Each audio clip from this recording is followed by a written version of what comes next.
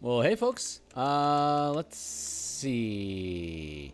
Where are we at right now? I'm going to need a minute to get things set up.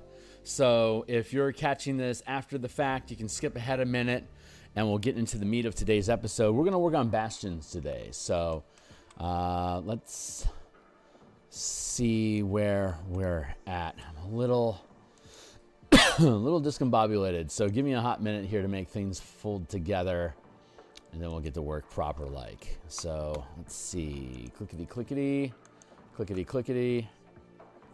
and mic check, 1, 2, 3. I think my music's too loud. Maybe not. Let's drop that down like that. That should be okay.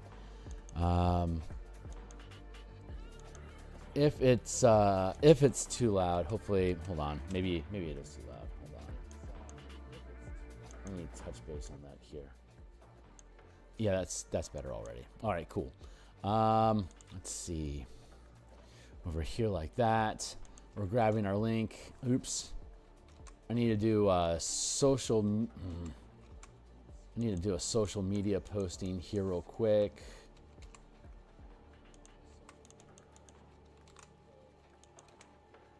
There, like that, and okay, that should be good. Post.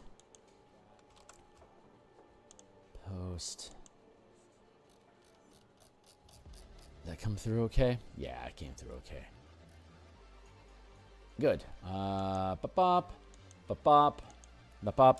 Let me not bore you too much, but since we're getting things set up here, let me say, hey, my name is Phil Kearney. What's up? I create role-playing games, I illustrate them, and I publish them online. And we are expanding on the concept of bastions that were introduced in the Dungeon Master's Guide 2024.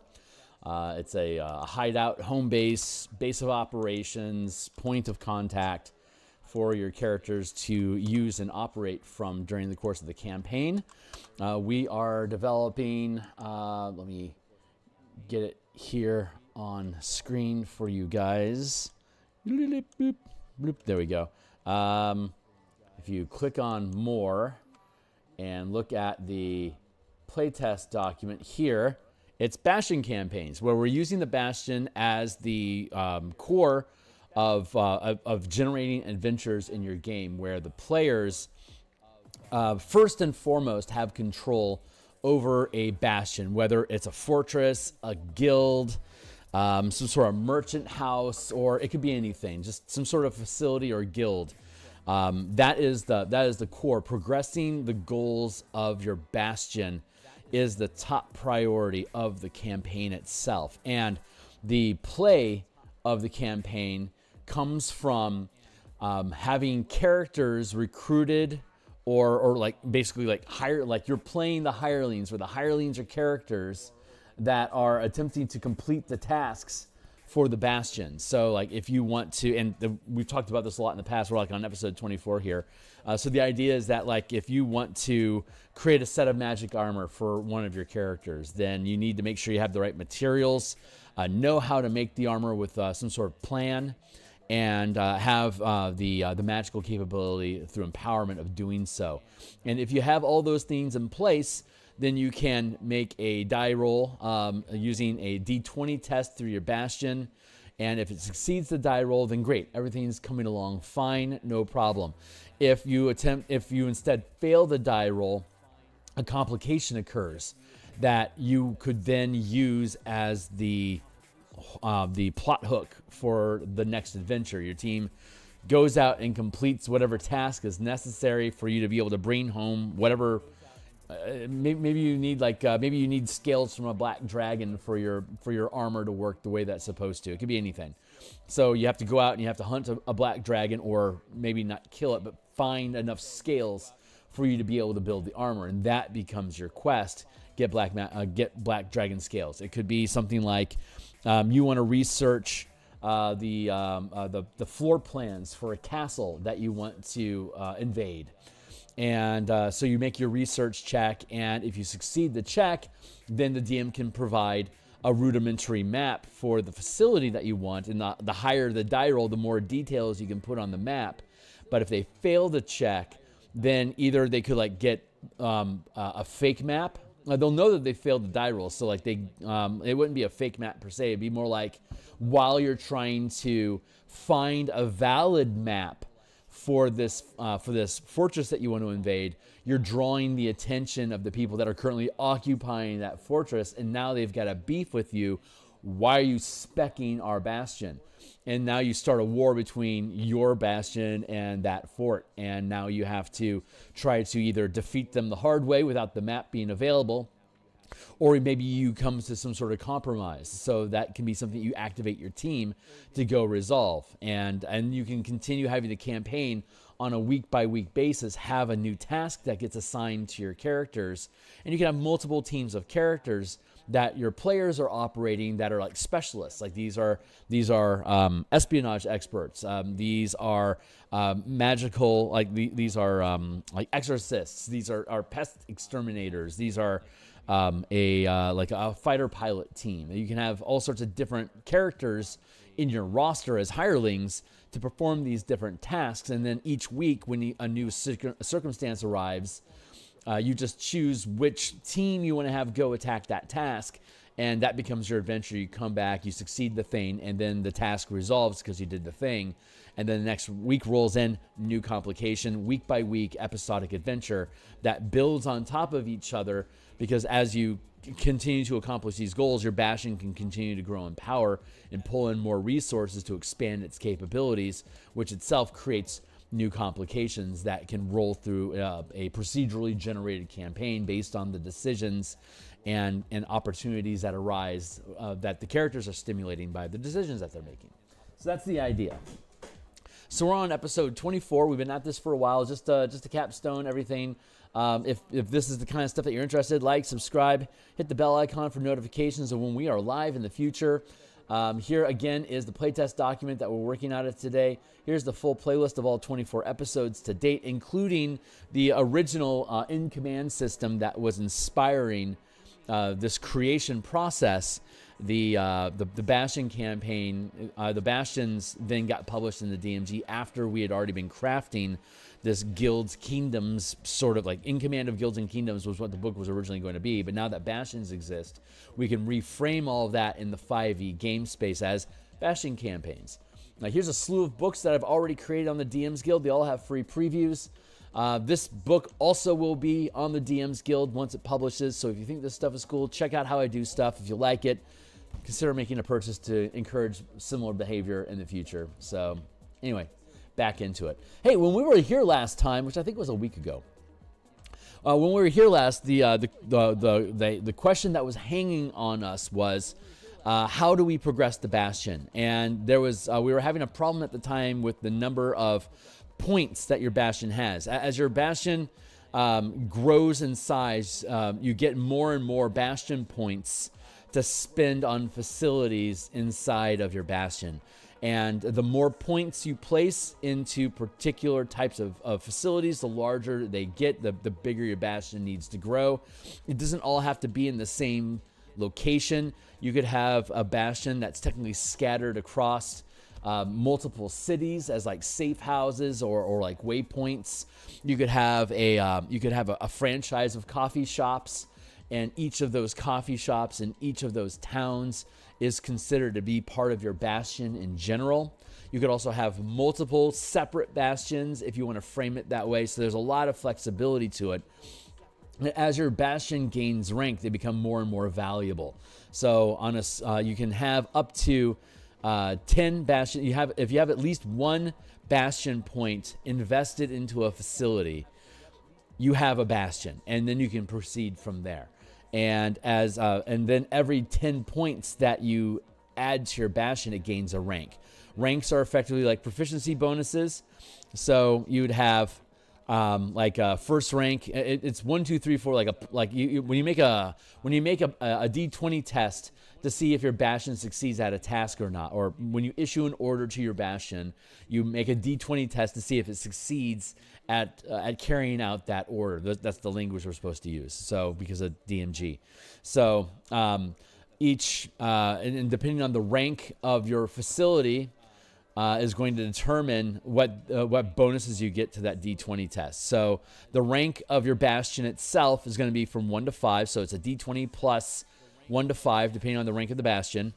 And then depending on how many resources you have invested in the particular order that's being given is going to determine the die that you roll. So at first rank, you can't have more than 1 resource invested into any particular type of order. And there's 7 orders, which are crafting items, empowering magic, harvesting resources, or rather harvesting materials, maintaining the well-being and lifestyle for the bastion, recruiting hirelings, personnel, and specialists to work with you and your bastion, researching to discover information, and then trade, which is like also gathering resources, but instead of harvesting themselves off of your own settlement or land, you're instead striking deals to have them delivered to your facility. Instead of producing them, they're being delivered to you through a trade agreement. And all of the money and all the upkeep and all the bookkeeping for how well your bastion operates is resolved with a single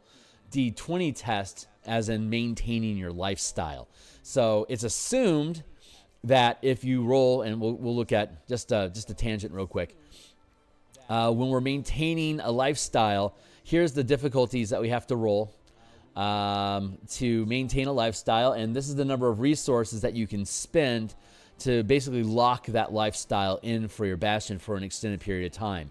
And depending on the rank of your bastion determines how long you can lock that lifestyle in. And this is the effective gold value for maintaining that lifestyle for your bastion for that period of time. Like if you have a 5th rank bastion that maintains an aristocratic lifestyle, or rather if you wanted to permanently lock in a lifestyle for your bastion, it would basically cost you 1,000,000 gold, which is ridiculous. But if you look at the value of resources on a bastion, once you get to 5th rank, 1 resource in a bastion is basically worth 1,000,000 gold pieces. It's difficult to just cash that out to have gold on hand. But the way that D&D works is that you don't really have anything to spend that gold on at this point. So at lower levels, when you get gold and you need it, like to buy armor, to buy weapons and stuff like that, eventually you have all the gear that you need. And now it becomes an issue of how do we get more magic items? How can we increase our bastion? You might still be acquiring and accumulating gold from adventuring. But instead of just having a ton of gold you don't know anything to do with, you can instead buy resources. So as your bastion increases rank, again, once you get to like each point of a bastion costs 100 gold to acquire. And once you get to 1,000 gold, like you get 9 resources, and then when you get that 10th, you elevate to 2nd rank. And now each resource is worth 1,000 gold. So 1 through 9, and then level up. 1 through 9, level up. 1 through 9, level up. 1 through 9, level up. And then at that point, at 5th rank, it just goes on forever. So once you have 10 points, your 2nd rank in each point of resources that each point in your facility is worth 1,000 gold each. Once you get to 3rd rank, each point is worth 10,000 gold.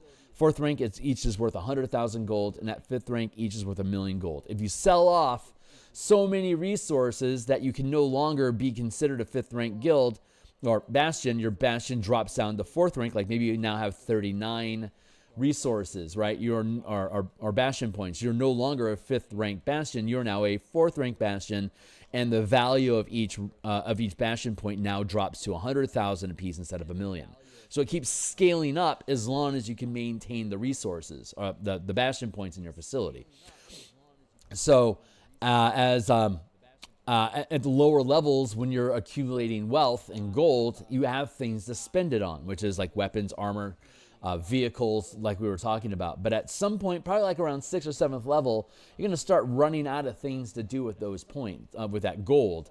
And it's just going to start accumulating on you. At that point, you can start looking at, well, we can spend the gold to purchase more bastion points to increase the rank of our bastion more quickly. So you can start leveling up your bastion by dumping your gold into it. And at some point, like around 3rd rank here, you need so many points to increase the rank of your bastion. You need so much gold to get a point to increase your rank that it becomes impractical anymore. So now the adventure shifts away from accumulating gold, and it then becomes accumulating resources. Like, we'll do this thing for you. Like, if you're not, like for example, if right now you're not pursuing a particular goal that was assigned by your bastion, you're freewheeling, maybe you have like a plan to like, let's go, like the reason you wanted to raid that fort maybe was because you wanted to take it over and integrate it into your bastion. And so like maybe that fort has 7 points worth of facilities inside of it. So when you take over that fortress, you've effectively gotten a second rank bastion with 7 points is worth about 7 points would be a first rank facility. It'd be a first rank bastion still, and with 7 points it'd only be worth say 700 gold. But if you stripped out all of the facilities from that fort and basically shelled it out and made it a ruin, harvested all that material and took it back to your bastion, if there was 7 points that you could take from that place, and say you've got 13 points in your second rank bastion, by integrating those 7 points, you're effectively getting yourself up to 20 points, and you would then upgrade your bastion to third rank. So you can steal resources or bastion points. Resources is what we were using in the in-command system, and I don't want to use that name because when I take these concepts and I export them out to my own role-playing system that I've been basically developing for the past year with my home table, all these ideas that this structure and this frame of campaign can't be copywritten, but the way that I express it and the way that I assign points and the values and the words and the verbs that I use is copywritten. So I can take this idea and put it on the DMs Guild, but my goal is to just run these kind of campaigns. And I already have another type of D20 game system that I'm using these ideas with, but I'm a D&D nut, so I love 5e. So I want to build it for 5e because this is the way that I run campaigns with these things. So I want to integrate them into my game for 5e, but I also want to be able to hold off the titles and the naming conventions and the verbs of the in-command system that I have at the front end of my playlist. I want to preserve those for myself. So I'm trying to think about using the DMG 5e term, like in my own system, I would call them resources, but in the DMG, they would be called bastion points that I then spend on facilities that are inside my bastion, as opposed to investing resources to expand my guild. It's the same idea, but I'm using completely different verb and noun sets because of the copyright rules of the DMs Guild. If you publish something on DMs Guild, it's in DMs Guild jail, meaning that's the only place I can sell that book now. But all those ideas that we have, if I can reflavor and reword them and express them differently, I can export it to Pathfinder, to Shadow Dark, to Exalted, or my own thing. So the ideas are good. It's just what game system are we using to express them? And that's where that's one of the mechanical challenges I as a creator have, is building it with the specific language that the game system is using so that I can take the idea and export the idea while leaving the language behind. So I'm being greedy there, but these are my ideas, so they're mine.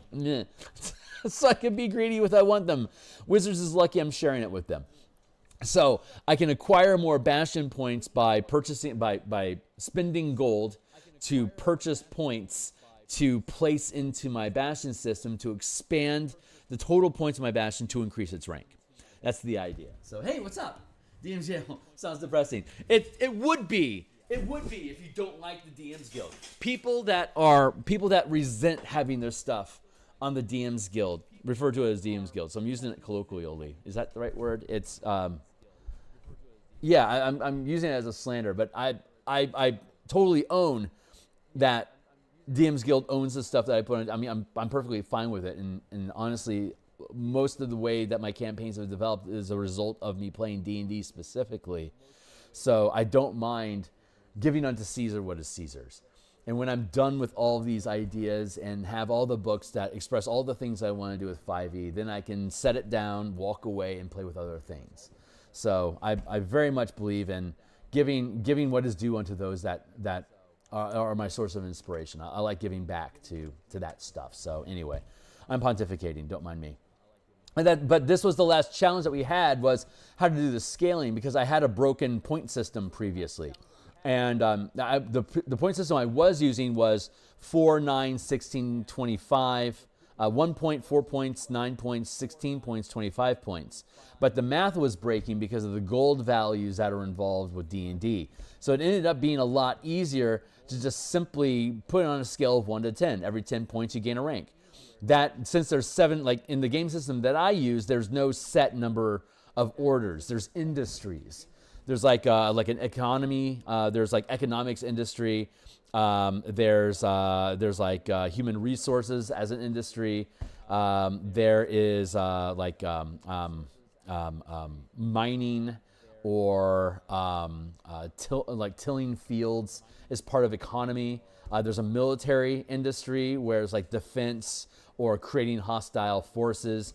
And with the D20 system, and we'll be playtesting that D20 system that I've been developing probably around July on my Discord. But the system that I built is just D20 tests. The entire game, everyone, every way, it's just basically D20 tests all the time. D20 tests determine your effectiveness in combat. It determines whether you hit something or you get hit by something because you failed the roll. You draw an opportunity attack. It also works at all scales in a very simple system. Like if I'm commanding an army of soldiers, I'm now operating at an army scale of combat. So the D20 tests I'm using are weighed against the power of my army versus the foe that my army is fighting, whether it's a fortress, a kaiju monster, or another army. We've already been using it for fighter ship combat in my Spelljammer Eberron campaign setting, so it works really well, but it's a very different, very simple mechanical system compared to 5e. 5e's got a lot of crunch in it, especially when you're looking at like how complicated combat action economy is and resource expenditure. The game that I'm building is so fast that you can build a character in a minute, and all you got to do is have a D20. If you have Euclidean dice, you're doing great, but you can technically run the whole game just off of a single D20. And it's very fast, and it's very improvisation based. So it's a very much like the campaign that I've been running is 1 hour at a time with my coworkers at lunch, and we're able to just drill through rooms of dungeons using these D20 systems to be able to progress through a storyline. We can get through a full adventure in like 6 or 7 hours. The shortest adventure we've ran was 4 hours, which is 4 lunch times. Or 7 has been the most, 7 lunch times. So we go through the adventure, and then it resolves. We go back to the Bastion, or in this case, the mining guild that the team owns, and they integrate the resources and the knowledge that they gained from whatever that delve was, and then they advance their Bastion by extracting ore from the asteroids that they're mining. They collect the resource points, and depending on how much each industry is ranked at, you dump points into the industry to increase your ability. As your economy improves, you're able to extract ore more easily and smelt it, refine it, and get resources from it. As your military improves, you get more and better ships and have a wider reach and can take on larger foes.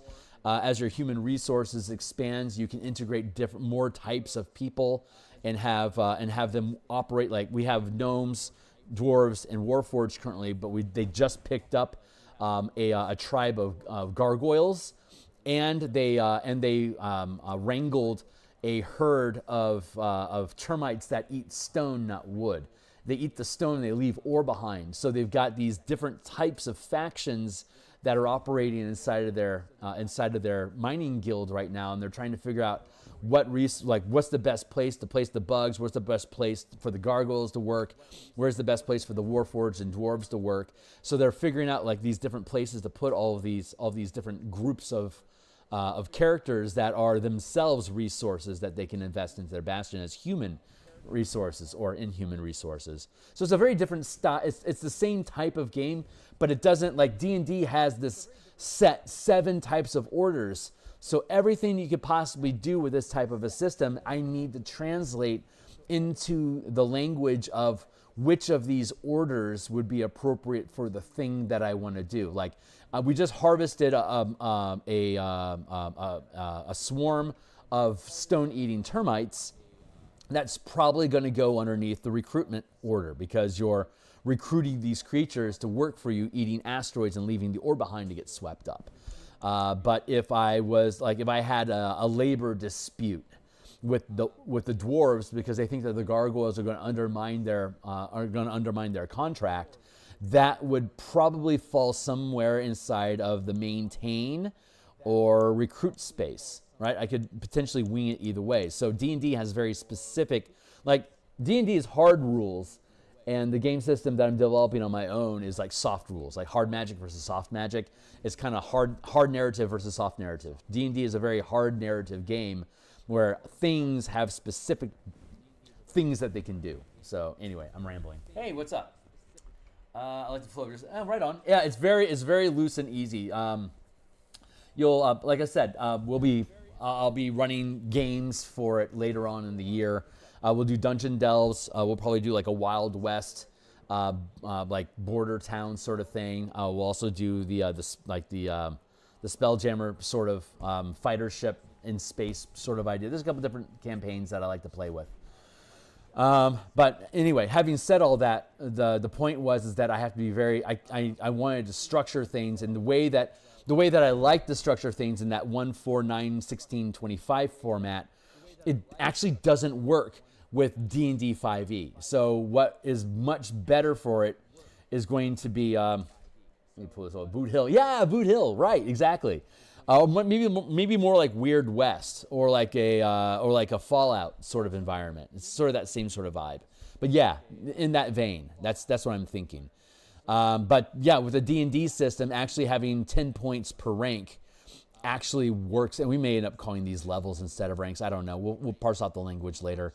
But the D&D system is actually parses much easier because you actually have gold that your characters would go out and collect. Like in the game that I'm running, characters don't care about gold. Everything is purchased through resources that are available inside of their guild.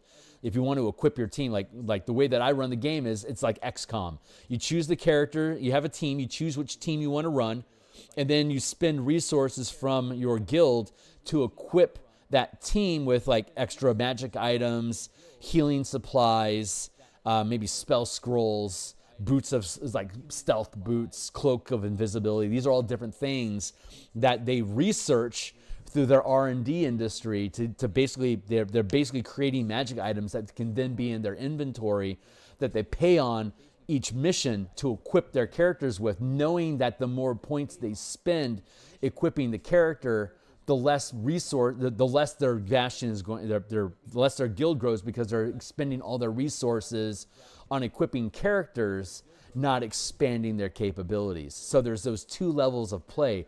At the character level of what do I need to invest in my characters so that they can survive, and at the global level of what am I doing with my resources to expand my guild's capabilities to better equip and protect my characters while they're not on an adventure. So you have those two levels, those two perspectives that the players are operating at the same time. So when they could save a ton of resources by sending a team in blind with zero resources, just whatever their character's naturally capable of doing with no gear.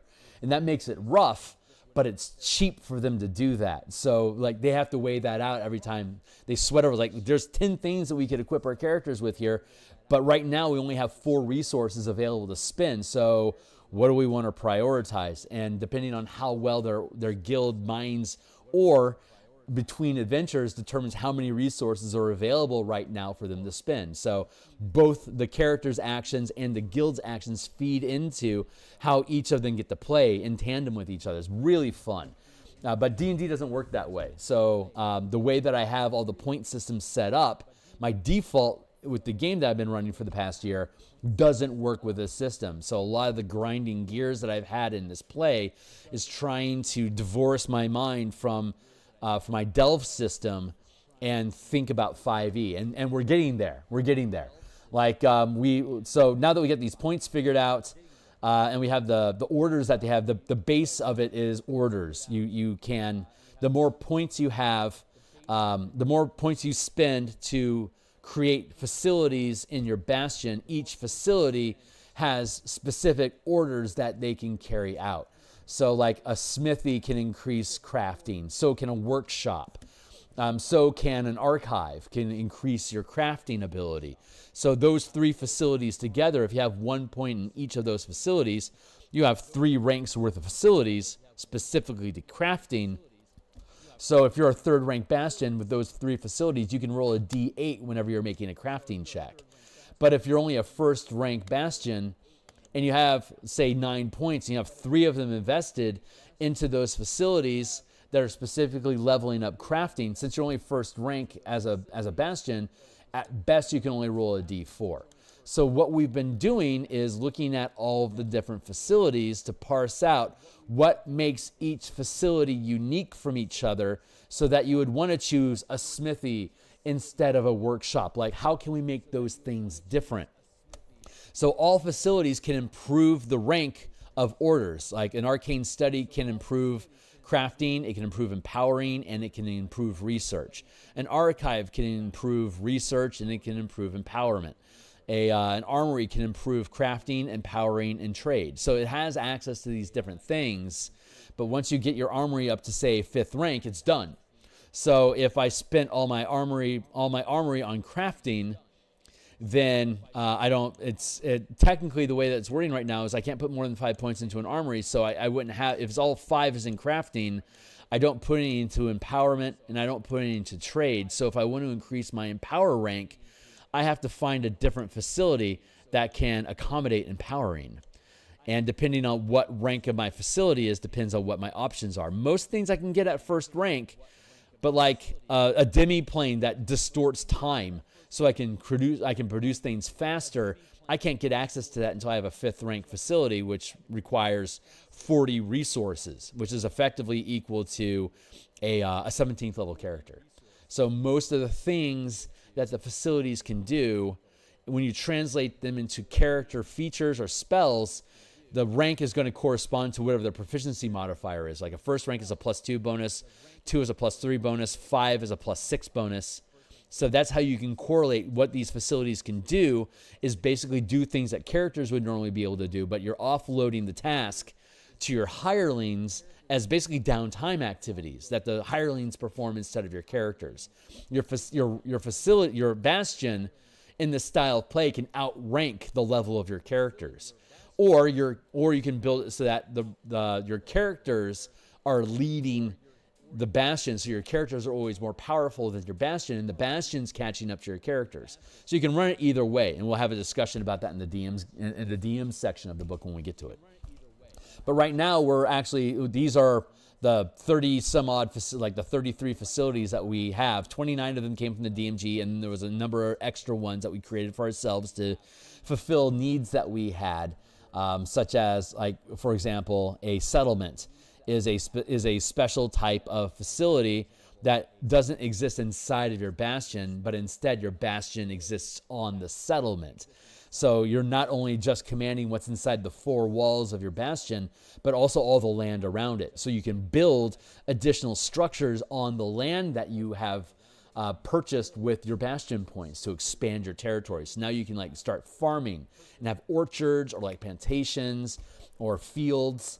You could purchase a settlement that has a copper mine on it. So now you can harvest ore.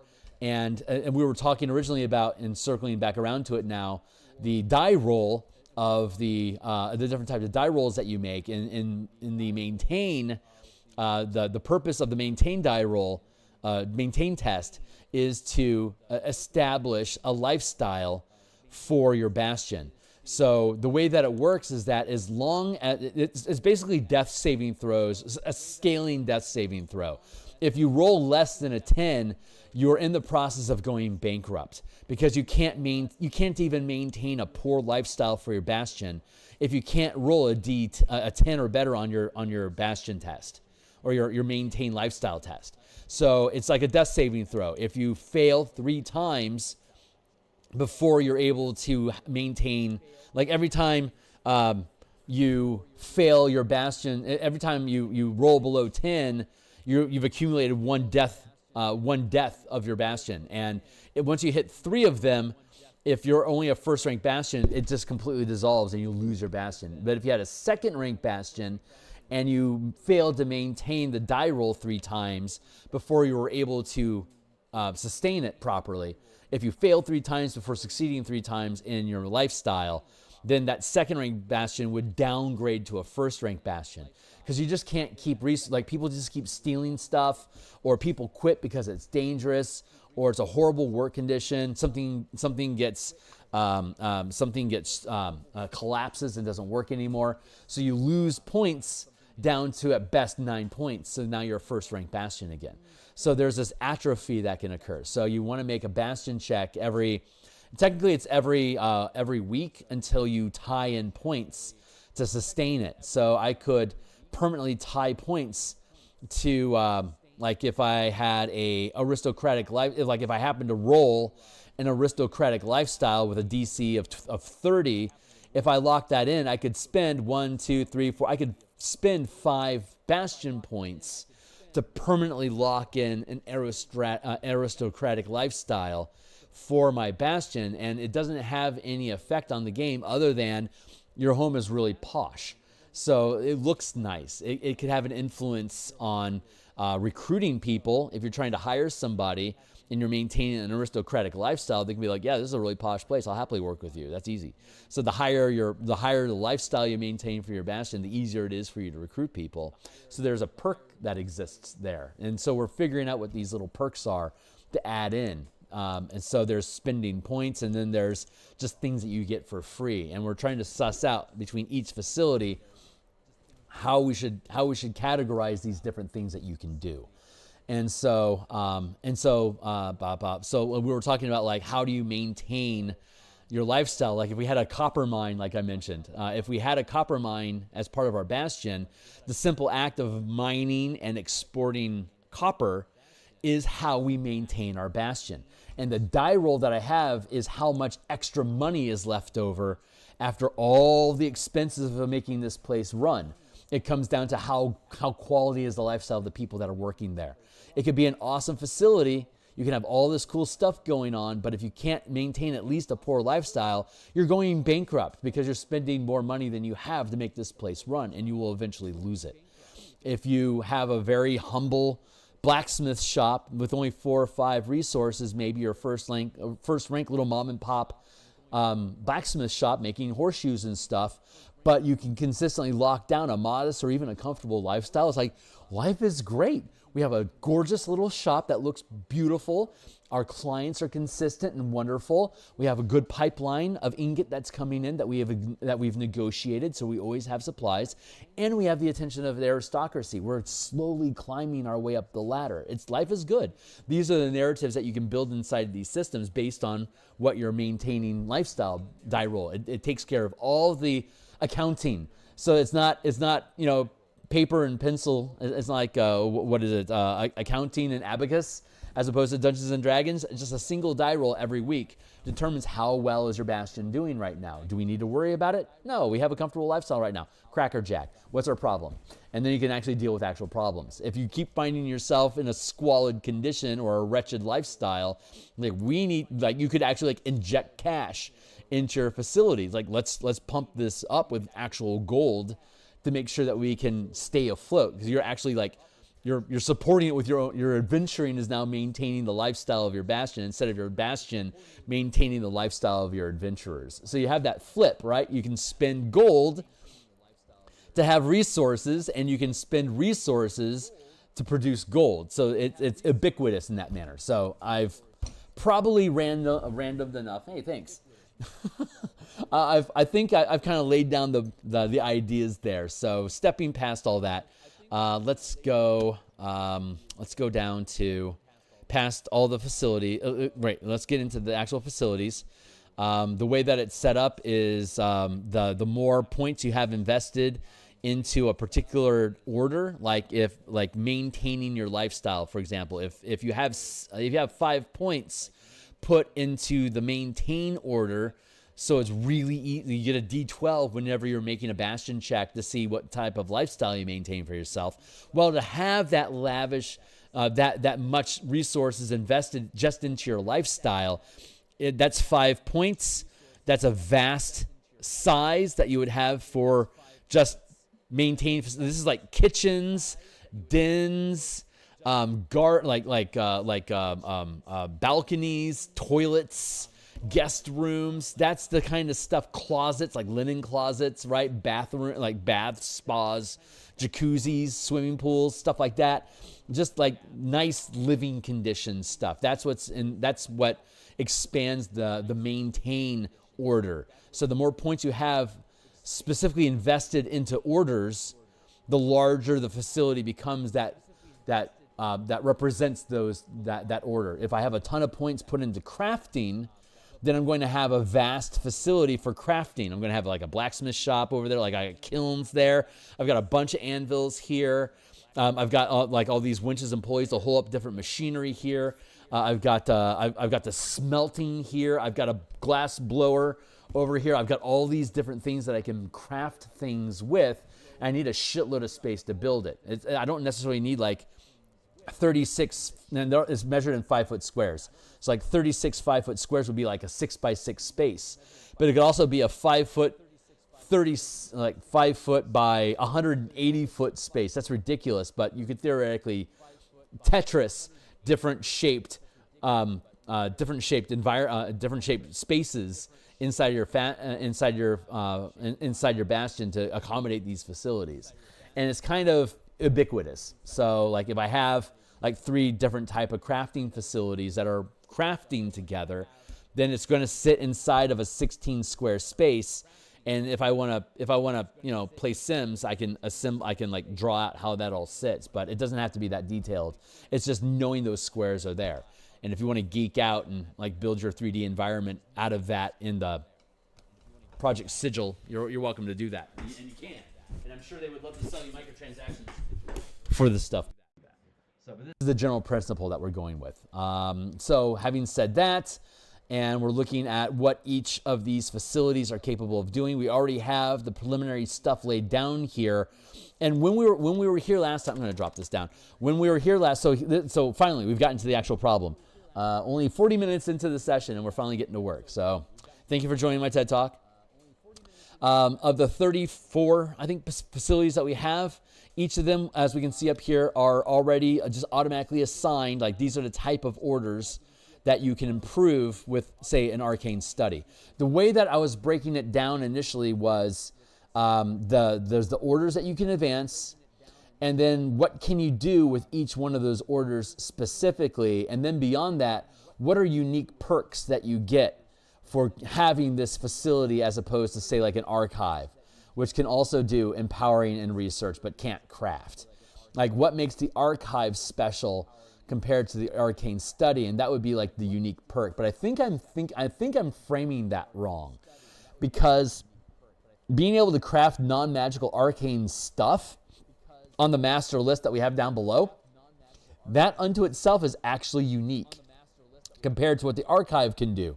The archive can't craft anything. Granted, I don't get any points in it, but of the crafting points that I can advance, I can already craft specific things. So that unto itself becomes the unique perk. So I think I've been approaching this from the wrong direction, that I don't need to point out unique perks. I just get to point out, like, if I have points in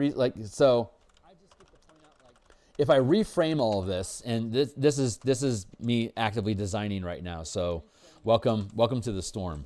There's 3 different orders that you can improve with an arcane study, and you can put 5 points into the study. So you're going to improve one of these things, and as you do, it improves the die that is associated with each one of them.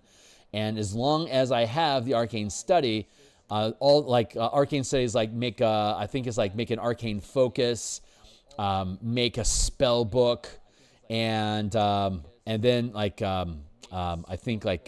create like cartographer supplies. Like those are the type of calligrapher supplies. Those are the things that you can create that are non-magical if you have an arcane study. You have the supplies, it makes sense that you would have those things. That's what you have. That is unto itself unique. Further, you have the unique thing that you can have with the Empower.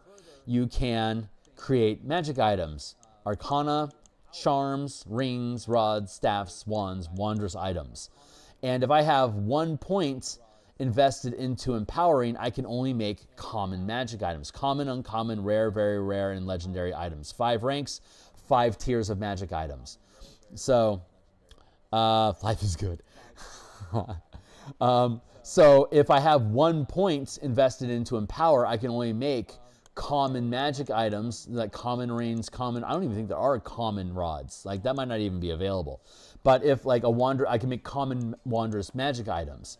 If I have 2 ranks of empowerment overall, like say in the arcane study and the archive, I would be able to make common, now uncommon. I can make uncommon magic items, and those magic items can include arcana, charms, rings, rods, staffs, wands, wondrous items, as well as scrolls.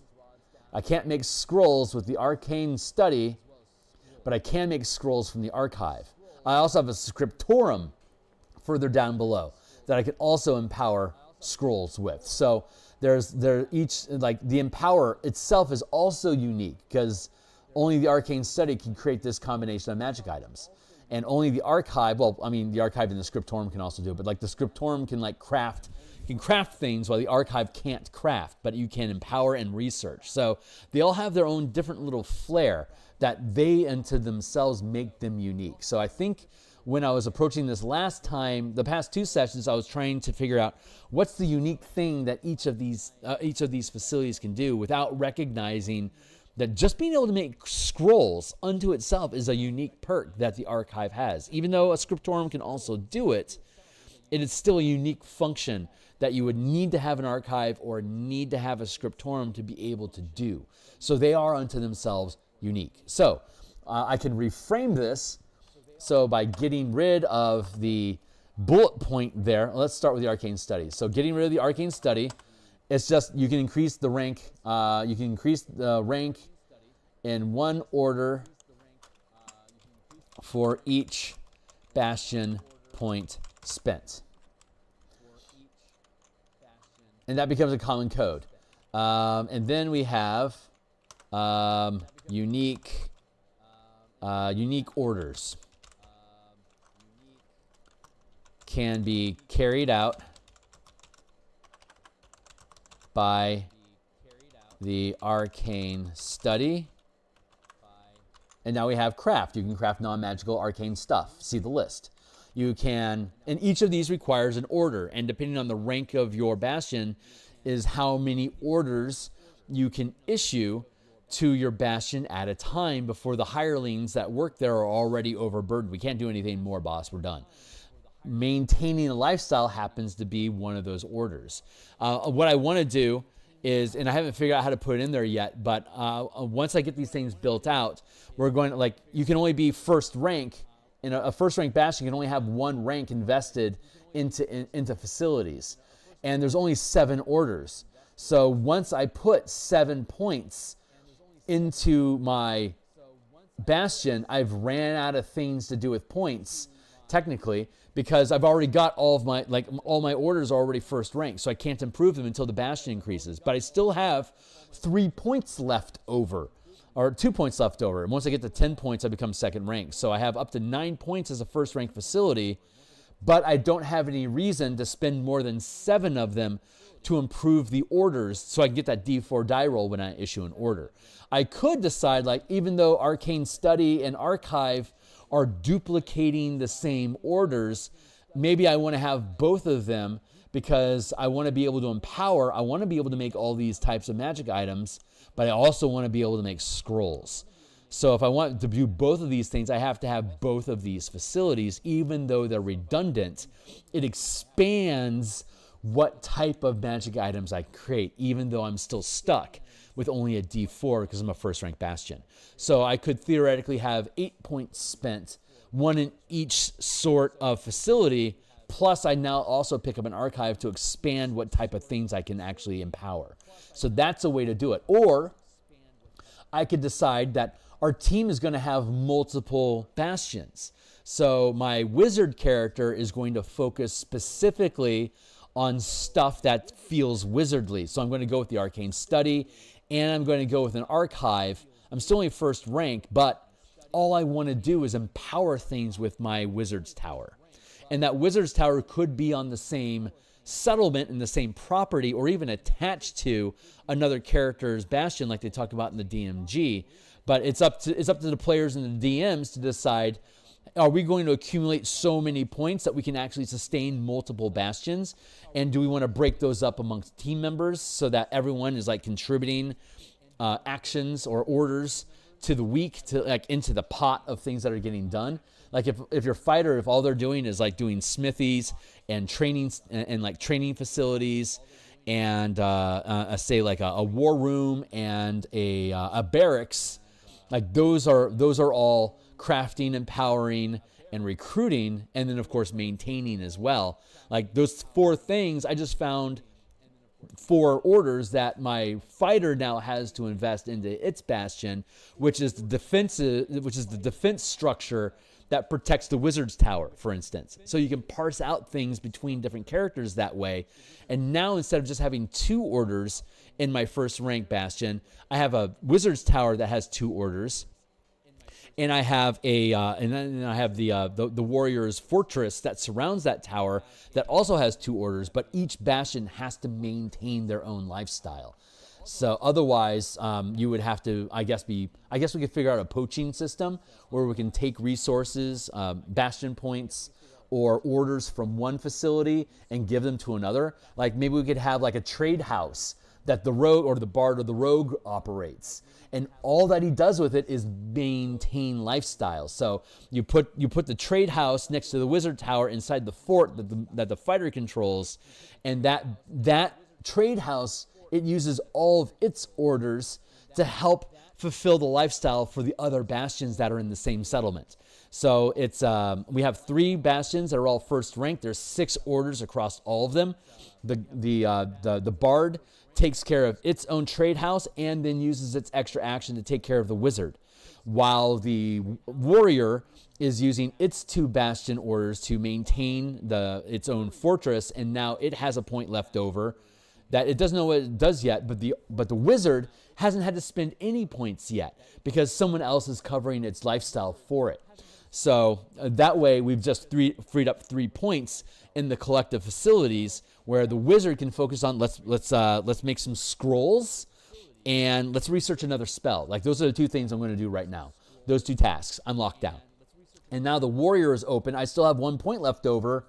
I don't know. Let's craft some more caltrips. Those really came in handy for us. So we're going to commission our smithy to create bags of caltrips. So when we're running away from monsters in our next adventure, we have plenty of caltrips we can throw down on the ground, and we get those for free because our bastion is maintaining the lifestyle to keep everything running, despite what orders we issue to our bastion. So we can create items for free because we've invested resources, which cost 100 gold per resource, and we have 6 points across our, we had 4 there, and like 3 here, and 4 here. That's a collective 1,100 gold that we've spent on our facilities. Us being able to create 1 gold piece worth of caltrips is okay. Like, we can fold that expense into running this place. That's the idea that goes there. So, yeah. So I can simplify this down to just saying unique orders, which becomes a universal term. So when we describe what facilities are, we'll go up here. Like for example, let's just go inside of here. Each facility can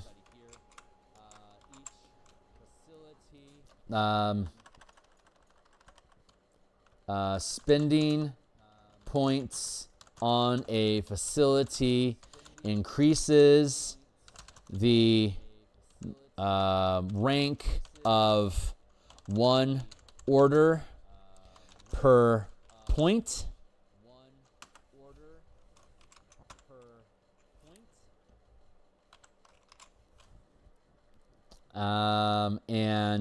Each facility has unique orders that can be carried out. There. So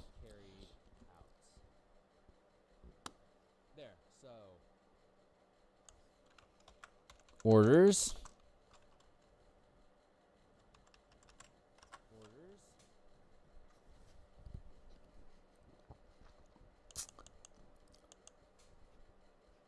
If I don't put any points, like if the arcane study, if I don't put any points into research, I can still issue an order to research. But if I don't have any points spent to improve my research order, I'm just going to roll a naked D20 plus my rank. So a first rank facility, roll a D20 plus 1. If I have points put into research, I can now put a D4 on top of it. If I have, my screen looks weird.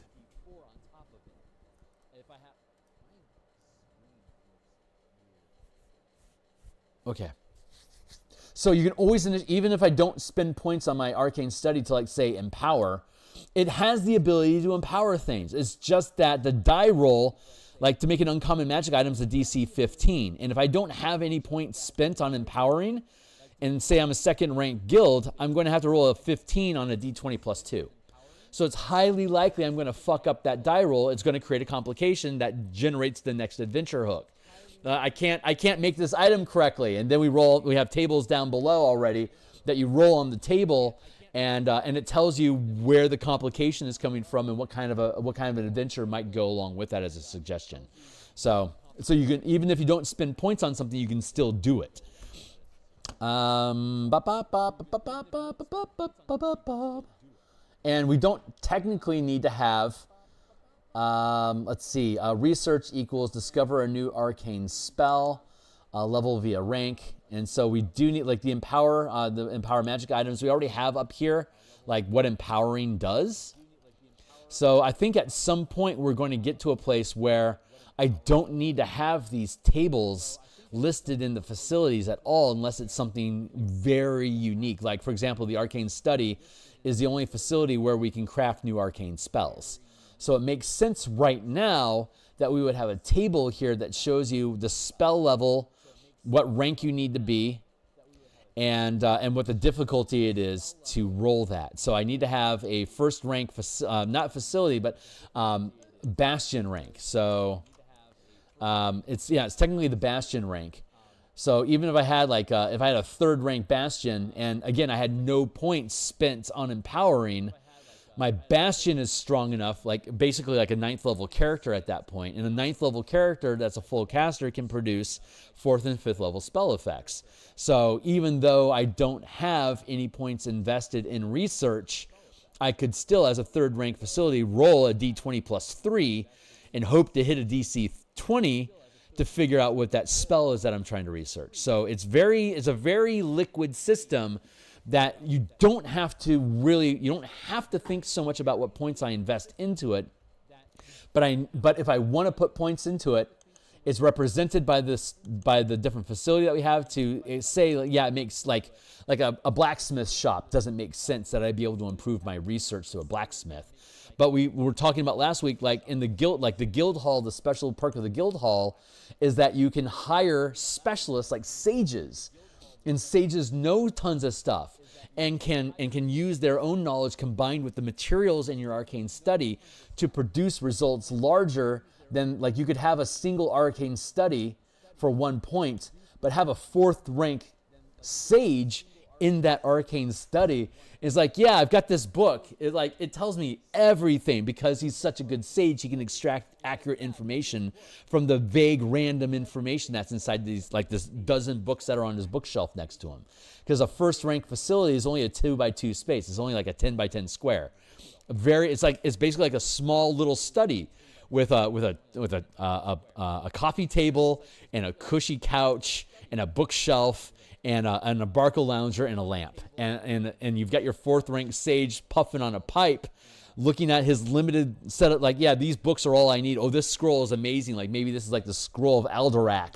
that like it just magically has information about whatever you ask about it. And the sage is so powerful that it can extract that information from these archaic tomes.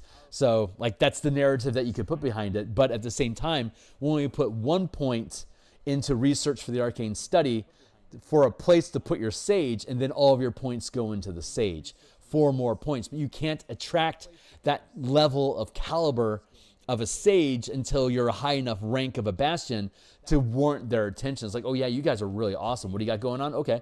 Well, you're going to have to maintain at least a wealthy lifestyle, a 4th rank lifestyle, to keep me there because I'm a really fucking expensive sage. So you have to woo me. It'd be better if you had an aristocratic lifestyle you could offer me to hang out in this nook and puff my pipe and answer questions for you whenever you ask. If you maintain a poor lifestyle, I'm out of here. But I know this little chump with a pointy hat who might be able to help you instead. His name is Junior, and he's an up-and-comer. Pick him up. He'll grow with you. Like that's how you could frame that conversation. So anyway, there you go. So those are ideas. So, but we're pulling all these ideas together into mechanics. So unique order, craft equals create. This should read create non-magical arcane stuff, non-magical arcane items. See item list below. Because we have the entire inventory of all things that you can build in the player's handbook in DMG listed in the tables down below and what sort of facilities can make them. Empower equals create magic items. And those are the items. And then research is discover new arcane spell. And then we already have up above research is like find out information you don't know already. And we have like a general guideline of how research works. And that's just like the general thing that you can do with research. We have the crafting, general rules of crafting up above, like how expensive an item can be for the different ranks, so like the different tiers of rarity, and how much of it you can create at each rank. That's what we have as a general order.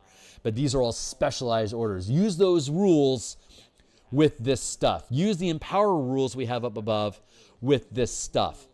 Research, you can just research stuff in general, and then you can specifically develop an arcane spell. So this technically takes care of, the arcane study is technically done now. So that's good. So now we can move on to the archive. So I'm going to shift my seat yet again. I've had too much, I'm discovering that I shift seats a lot more in the evening and at lunchtime than I do in the morning. It's because I've had so much more caffeine by the time we get to this time in the day. As opposed to in the morning, I can actually sit still. So, and it's 7:30 now. So I've probably got another hour I can play today. Maybe I'll push it a little bit more if I'm having fun with you guys. So going down to the archive, and archive requires 2nd rank Bastion. So we can, and then we have the new structure, which is orders and unique orders.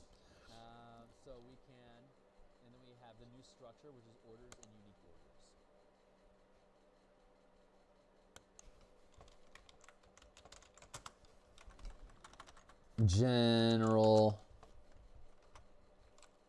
Yeah, let's call them general orders and then unique orders. There you go. I think that makes sense. Because we have the general orders, like what orders do in general up top. Does that make sense? And unique orders. And then the orders are invested separately. I'm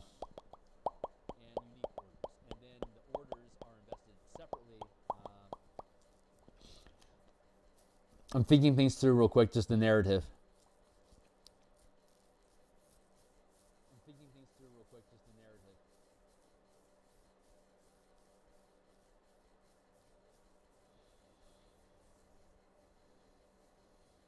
Yeah, this totally jives. Like if I had a sage, I technically don't even need an arcane study. I can just have a sage who knows stuff, and a 1st ranked sage isn't gonna know a lot of stuff compared to a 5th ranked sage. A specialist that you could acquire comes with it, basically carries its own die with it. If you get a 3rd rank sage, it's going to carry with it a D8 die that can automatically roll whenever you issue an order to that sage to research information for you. So that actually jives. And if the sage is in an arcane study, and say you're a 4th rank bastion, you've got 1 point in the study, and you got 3 points in your sage, you can now roll a d10 instead of the d8 because the sage with your facility is able to find out more than what the sage already knew. So that's how that improves. That narrative actually works. So that's good. This is actually coming together. I don't know if something is gonna, like, I have an idea that something is going to work, and I know this idea works in general from the Delve system that I've been building. And my trademark came through, by the way. Guild Delvers is the official trademark. I have to build a website to secure it as demonstrated use of the trademark. So I will, at some point here in the near future, set time aside to create a Guild Delver website. And but that is the official title, and I'm calling it the Delve system, D20 Delve 20. So there's that, and it's all themed around like delving into dungeons, like a dungeon delve, right? And it's Guild Delvers because you're building a guild that hires adventurers to go delve dungeons. So Guild Delvers. Plus Guild Delvers rolls off the tongue real easy. I like it. Maybe it's not the best, but it's mine. I like it. Okay, so archive is general orders.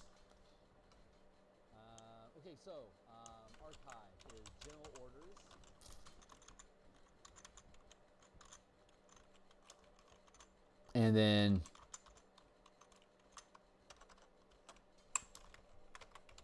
unique orders.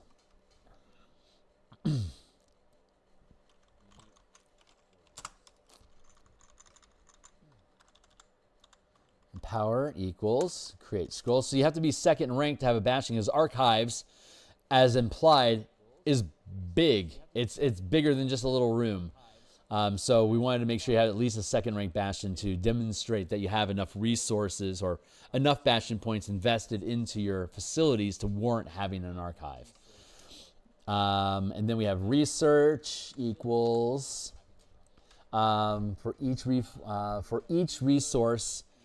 For each point, for each Bastion point,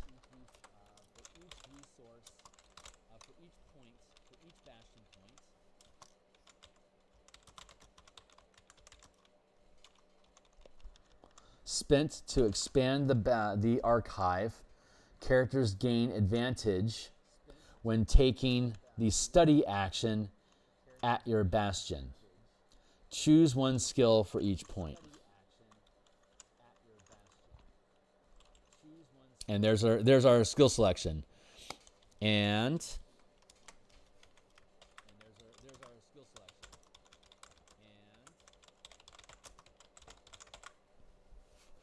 but those are the things that naturally can be researched. Like, seems like they can be characters can gain advantage when making the study action at your Bastion. Choose 1 skill for each. Choose 1 skill for each point.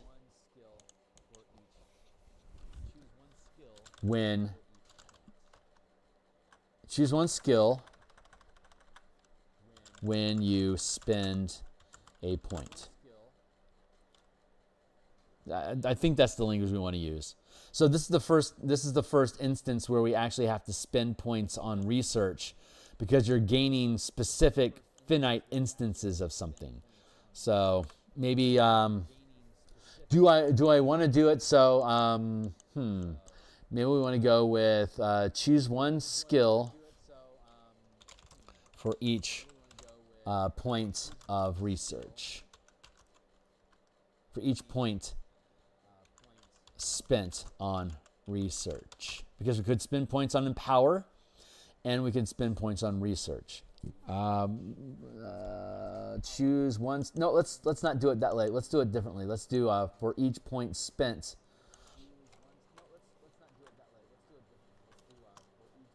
On the facility. So instead, it could be empower or research, but either way, more points put in your archive means that you can increase.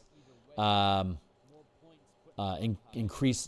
doesn't make sense though. So why would it be research specifically if it's not points spent on research? Oh, okay, that's where it is. Choose 1 skill for each point Choose one skill for each rank of research in your bastion. There you go.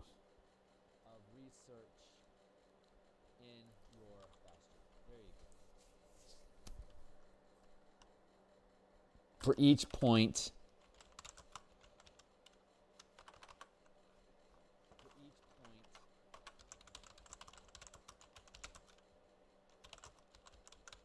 to improve.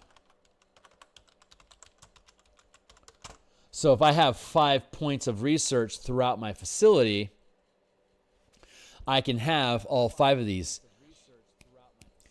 That would allow me to have a first rank facility that has all 5 points spent. Say if it has 5 points, say all 5 points spent on research specifically. I'd have to be second rank, so that's a bad example. But if that example were legitimate, I would still be able to have, because I can have up to 9 points as a first rank facility, for instance, I could have 5 points spent on research across different facilities. And as a result of that, because Archive is one of them, I can now have advantage on all of these things while I'm researching. So research for a bastion, for each bastion point spent to expand the Archive. Okay, so this is redundant. Characters gain advantage. Let's see, research. Yeah, choose. Okay, yeah. Okay, so sorry, we're figuring things out here in real time. This is the process of creation. Choose one skill listed below for each bastion point spent to improve research.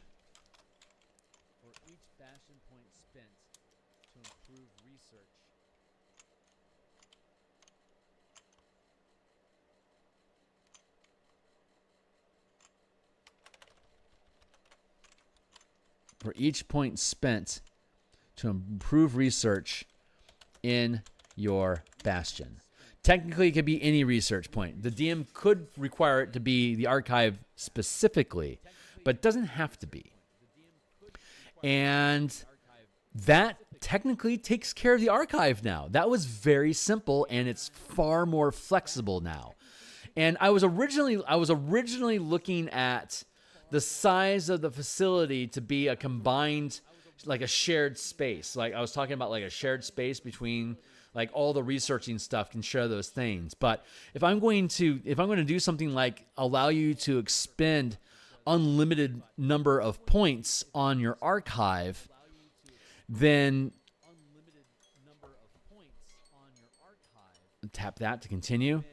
Then I don't want to hamstring us. I want you to be able to spend, like we've got what, 1, 2, 3, 4, 5, but the DM could add more. So I want to change the language on size of facilities. So for a bastion that's size of bastion. For a bastion to carry out an order, there must be sufficient space and hirelings to do so. The rank, let's change that. Size of facilities. There we go.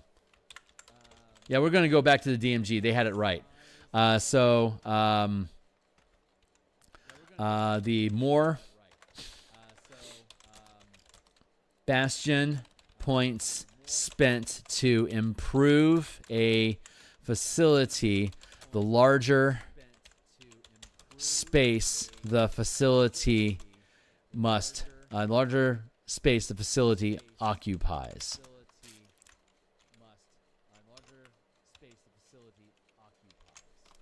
And the larger space the facility occupies, and more hirelings required to operate the facility. The rank of the facility, the points, the bastion points spent on a facility determines the minimum size and hirelings needed to function. Bastion points, minimum size, minimum squares, minimum hirelings, bastion die. 6 plus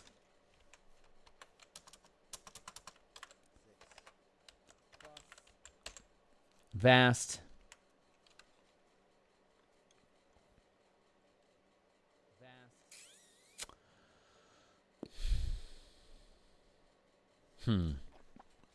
4 improves by 5. Improves by 7. Improves by 9. Improves by 11. Improves by 9. Improves by 11. 5 plus. That's the proper way to do that. 5 plus. That's the proper way to do that. 9. Whoop. And then whoop.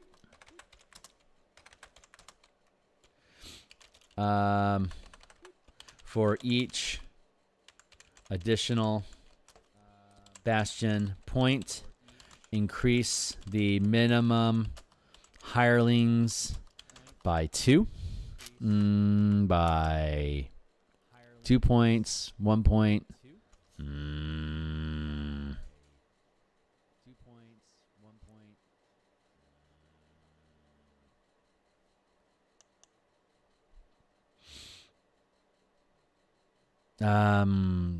It's the square root, square root, square root, square root, but I don't have the square root. Yeah, let's go with square root.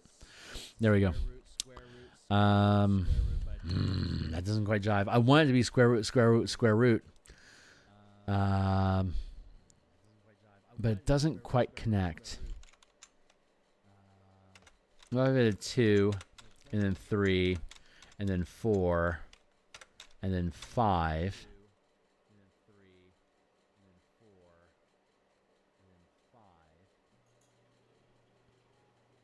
Yeah, no. Yeah, it's not square root. That's not square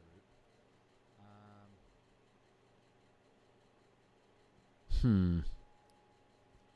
1, 3, 5. 1, 3, 5, 7. There we go. Okay, let's just do it like that. That's easy. 1, 3, 5, 7, 9. Increase the minimum hirelings by 2. So that jives. And vast 36 plus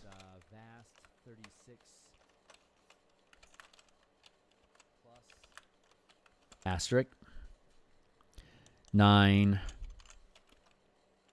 plus double asterisk.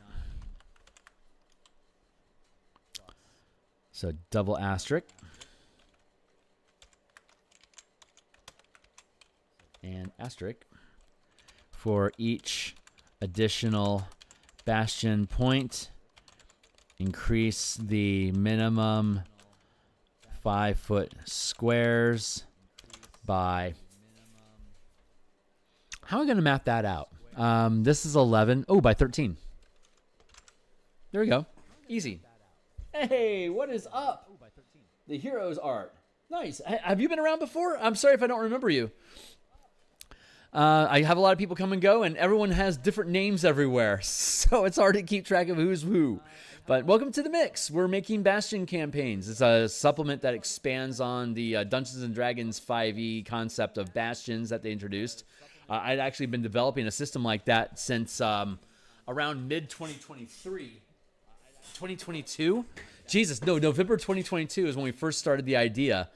And I've been working with a team of folks who I paid cash to, and it helped me develop some ideas. And then so once the Bastion Campaigns, the Bastion system came out in the Dungeon Master's Guide 2024, I took all the ideas that we have been developing. I've been playtesting it for the past year, and the ideas that I have work well, but now I need to translate them into the language that the DMG has established what bastions are. So this is a big, the concepts exist already in an active campaign that I'm running, but now I have to translate everything into very specific mechanics and language so that it jives with what the Bastion system is. And the whole intent is to use your Bastion as an expanding resource center that can create adventures based on the orders that you issue to your Bastion. So now we're working on just scaling The number of points that you spend on your Bastion expands the capabilities, expands the size needed, the total squares required, the minimum number of hirelings, and then all of the orders that we issue to our facilities to produce things or to perform, to carry out the orders that we give them. They determine their success with a D20 test. D20 plus the rank of your Bastion plus whatever die roll you get to roll. And the die is determined by how many points you have spent to improve that type of order. And so that's what we've been mashing through. We're locking down the language to these things, and we just so like I could have, if I had like all I want is an archive, and currently until just now the archive the facility system capped you at 5 points, but we don't necessarily have a reason to cap a facility at 5 points if you want to keep going. But we didn't have language for, well, what would that look like? So now we've determined that we can continue to expand the facilities, and there might not be any reason to expand your archive beyond 5 points because you don't gain any more statistical advantage.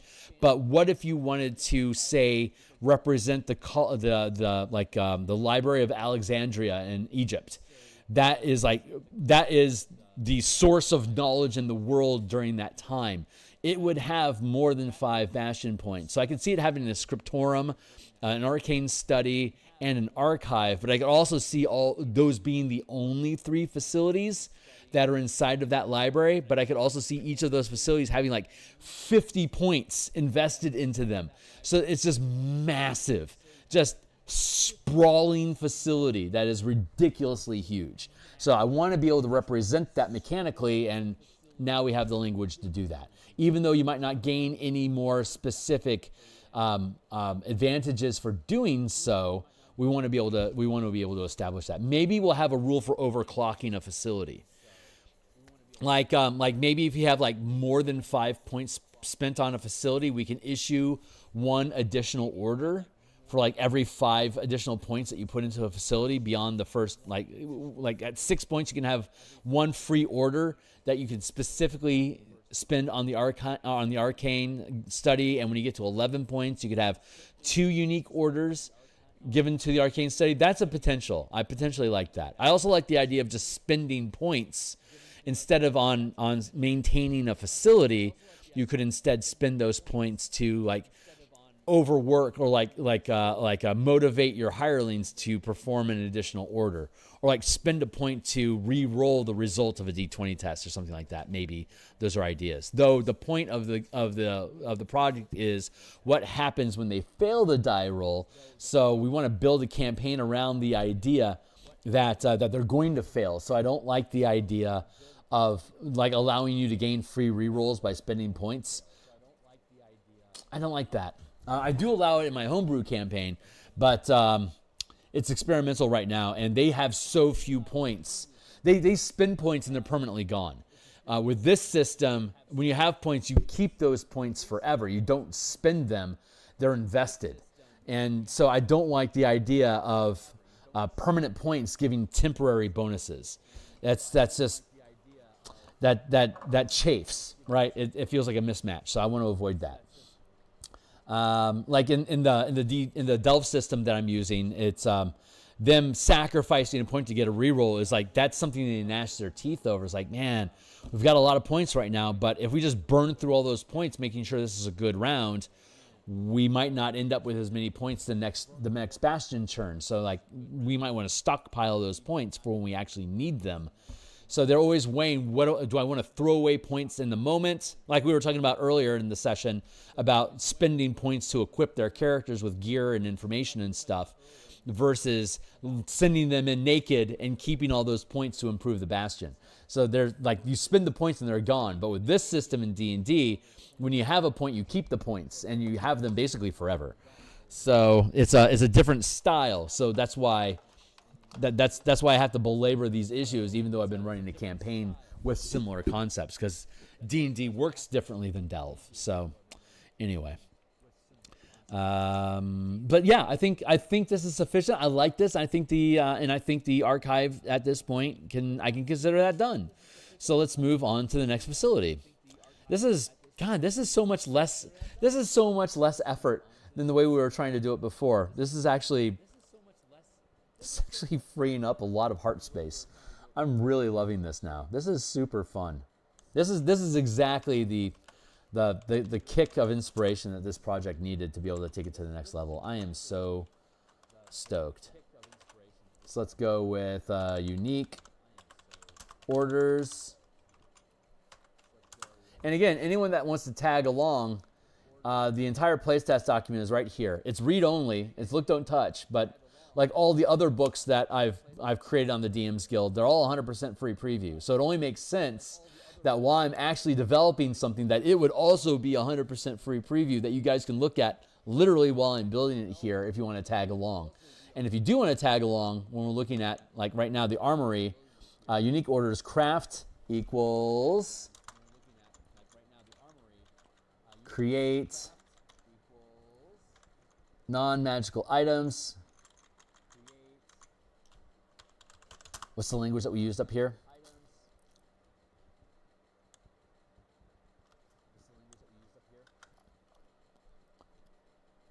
Create non-magical martial items.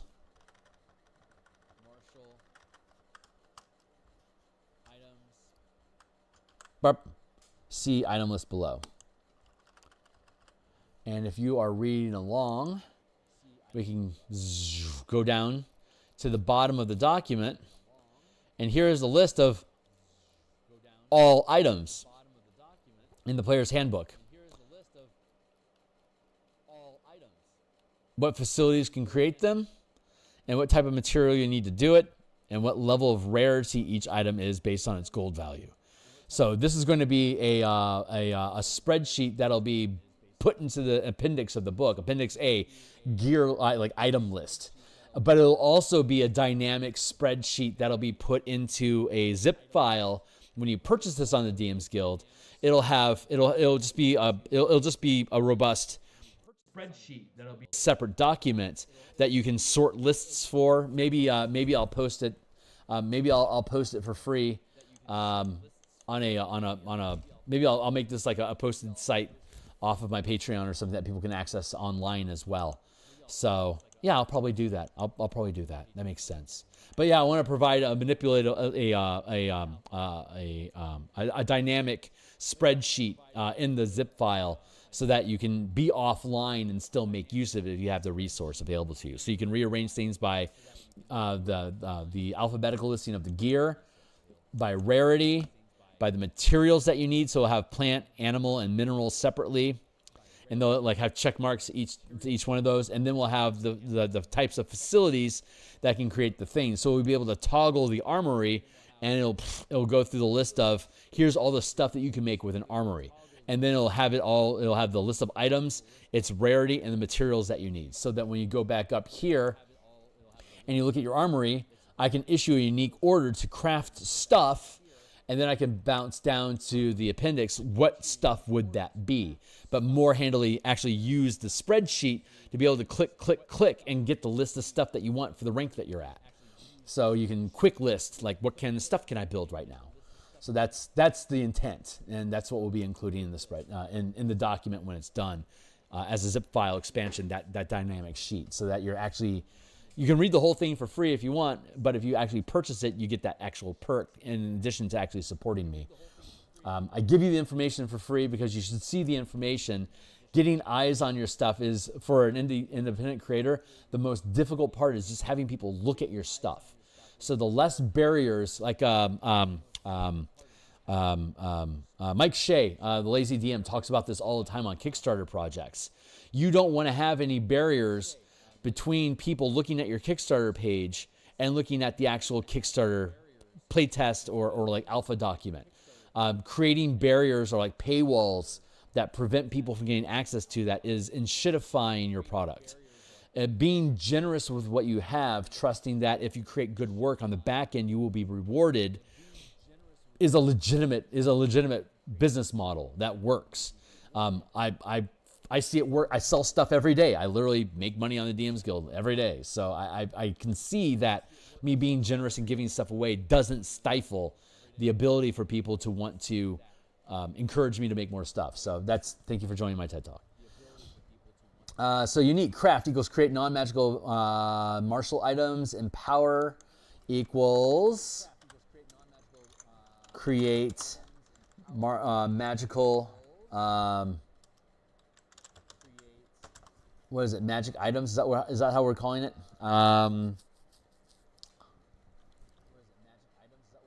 Create magic items, that's it. Create non-magical items. Yeah, that's easy enough. Create non-magical items, create magic items. I'm trying to simplify the language. Create non-magical items, create magical items. There. See item list below. Hey, what's up? Thank you. It's the details that the world comes to life. Yeah, man. Well, I'm glad you're enjoying the show. So I stream 10 times per week. In the mornings, Monday through Friday, I do artwork for the books that I build. So my whole thing, the whole reason I have the channel here is to create PDFs that I publish, either as a Kickstarter project or on the DMsGuild, because I'm a 5e junkie.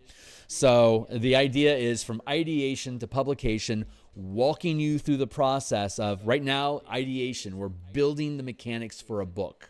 And then after we go through that process, if I need to play test it, I will, off of my Discord channel. It's linked down below. But I've been running this sort of a campaign at my home table for the past year. I'm just translating the mechanics to work with the 5e. But the general premise of this works. Now it's just a matter of, is the things that I'm offering you, are they appropriate for the level that your character should get them? And after X amount of books that are linked down below, I've got a pretty good bead on like what's a good power scale for this level of Bastion, so which corresponds to the level of your character, and thus Bob becomes your uncle. So I'm pretty confident about that. I don't think I need to playtest any of these specific mechanics. So that's unique. But like the martial power system that we're designing, that's all theory crafting.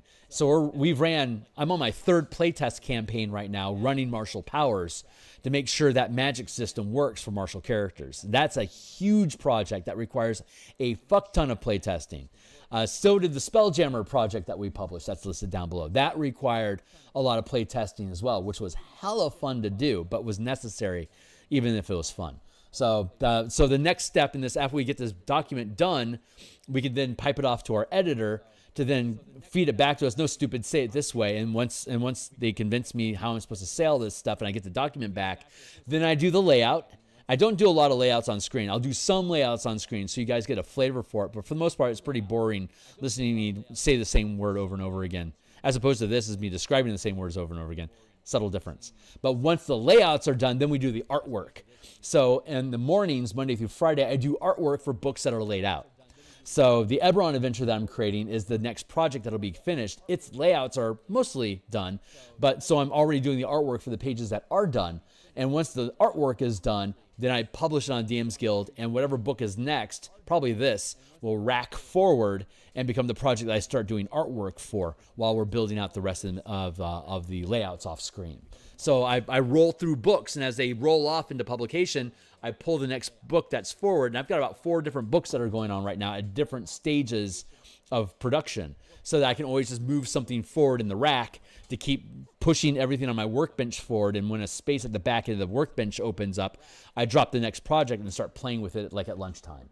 So I'm around a lot. So if you end up thinking this stuff is cool and I don't drive you crazy with my manic ADHD behavior, you're welcome to stick around, ask questions, shoot the shit. And if you think this stuff ends up being super cool, jump into my Discord channel and volunteer to participate in any kind of playtesting that might crop up.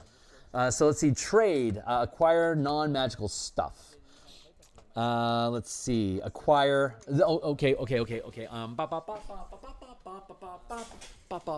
are we gonna do this? Trade is good because you can get raw materials to produce things, but you can also purchase wholesale. Like I need 100 swords. I might not have a smithy that's capable of producing 100 swords in short order, but I might be able to have a trade relationship that can just pipe me the stuff within the next week. And if your Bastion churn is only a week, generally it's going to be scaled out. We have a day, week, month, season, year. Those are the 5 scales of time that it takes to either get or complete, to complete an order. depending on the scale. If I need 100 swords, a sword is like, say, 10 gold each. So that's going to be 100 swords times 10. That's 1,000 gold. Common items are up to 100 gold. Uncommon is up to 400 gold. Rare magic items are 4,000 gold. So between 4 and 4,000 is 1,000. Getting 100 swords delivered to my bastion.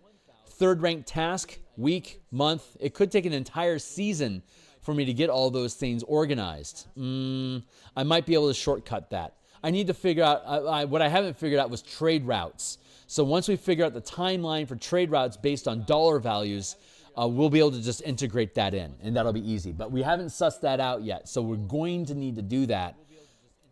But I don't think we're going to do that today. So acquiring we're going to acquire non-magical items, create magical items, create non-magical items.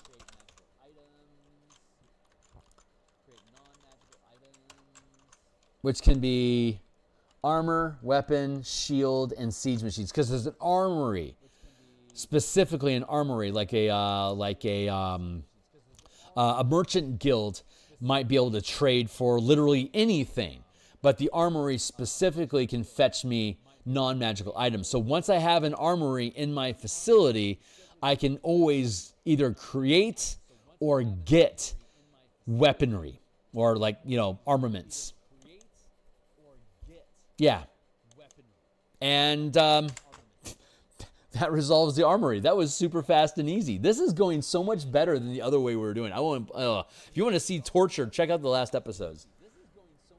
Hey, right on, man. You're a blank slate. Are you an RPG enthusiast? Auction house.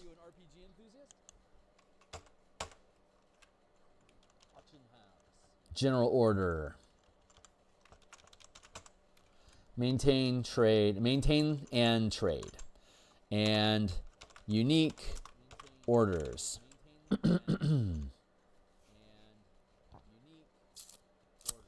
Let's see.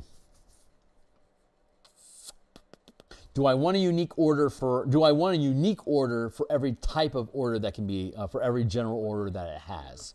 Here the answer is yes. Can I pull that? Oh, my first challenge. Can I pull this off with maintain? So here, trade equals auction resources.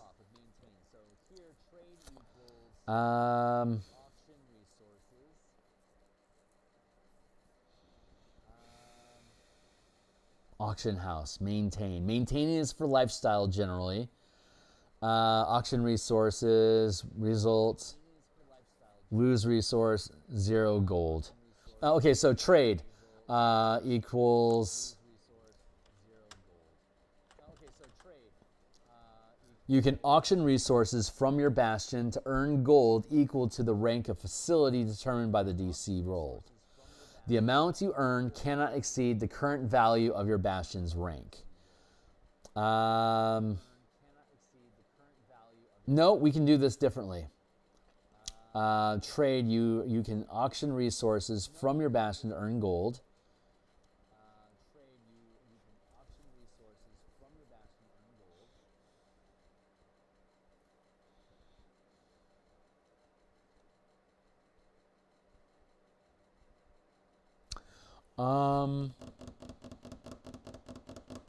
No, let's do this. Let's do this differently.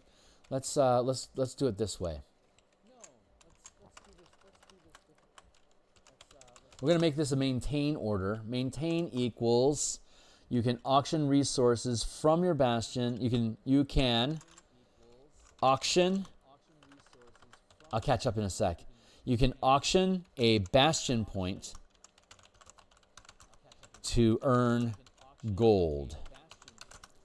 Again, your bastion gains resources, and you start with 1 resource at first rank, and every 10 resources you have increases your bastion rank. So 10 is second, 30 is third, 40 is fourth, 1 is first, 10 is second, 20 is third, 40 is, did I do that right?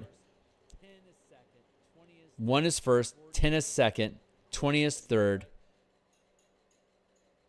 30 is fourth, 40 is 5th. There you go. And then once you get to 40, and it just continues on from there. And each rank, the resource is worth more. Each resource at first rank is 100, then 1,000, then 10,000, then 100,000, and at 5th rank, with 40 plus resources, each resource is effectively worth 1 million gold, which sounds ridiculous, but your characters are 17th level by the time they're getting access to a 5th rank guild. So it actually balances out, and you don't really need money anymore at that level. So it just becomes theoretical at that point. You're writing a dark fantasy, high fantasy, and dabbling in creating an RPG for my book series. But I'm very unprofessional. I have 0 credentials. Right on. Well, I didn't know how to paint when I started to learn how to paint, and I certainly didn't know how to make an RPG when I started learning how to make an RPG. So you're exactly where you're supposed to be, buddy. Stay the course. You'll become who you need to be. Maintain. You can auction a bastion point to earn gold. Let's see.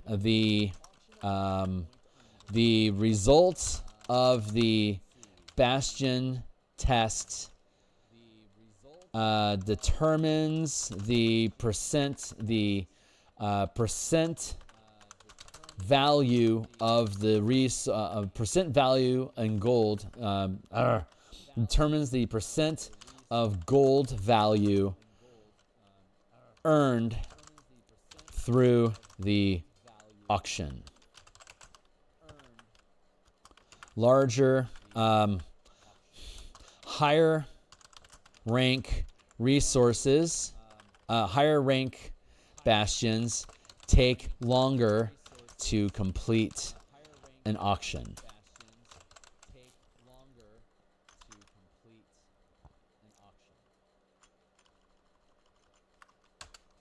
So let's see how we're going to do this. Result, lose resource value 0%.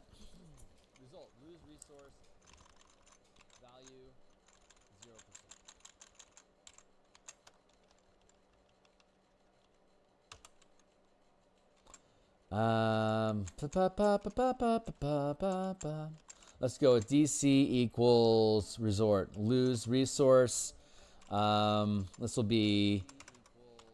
Let's go with a DC 20 is 100% value.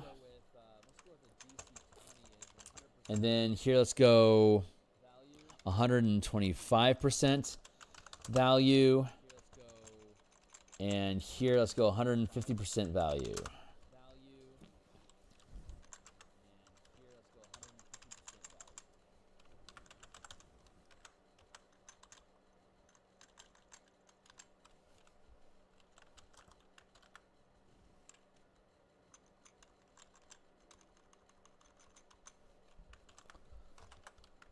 Lose resource.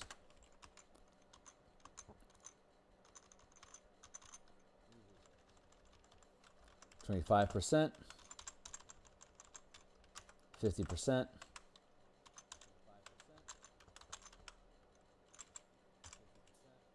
Yeah, that works. And then get rid of all this extra garbage.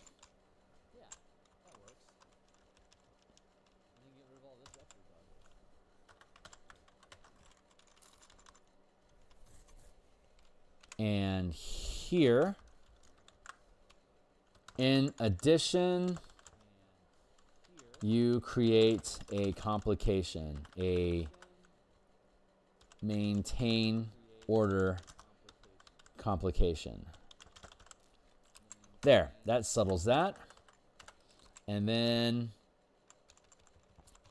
we can go erase all of this.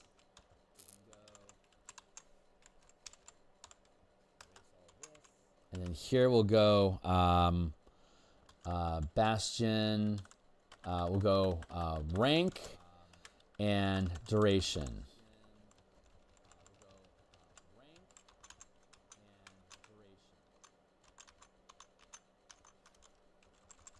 One, two, three, four, five. Duration, 1 week. I could go 1 week, 1 1 day is too quick. Let's see. So 1 week feels right. Yeah, let's go with 1 week, 1 week, 1 month, 1 month, 1 year. So if I issue an order to my auction house, say I'm a third rank facility, I order an issue to my auction house to auction off a resource so I can get gold. I'm going to have to, it's a third rank facility, it's going to take me 1 month to be able to conduct the auction, because a third rank facility or a third rank bastion it's a lot. It's gonna have like 100. It's gonna be like 100 feet by 100 feet square structure with a whole bunch of people operating inside of it with a lot of stuff going on. So it's gonna take a while for me to find someone or to have enough people interested in what that bastion has to be able to properly auction off the resources to gain the amount of wealth that I want. Good point.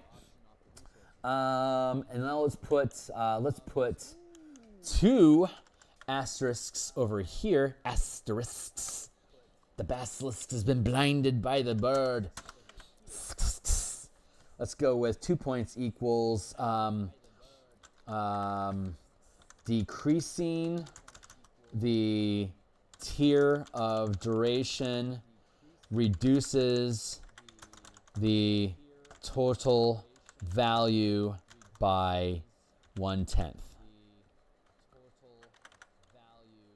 Reduces the value to 1/10.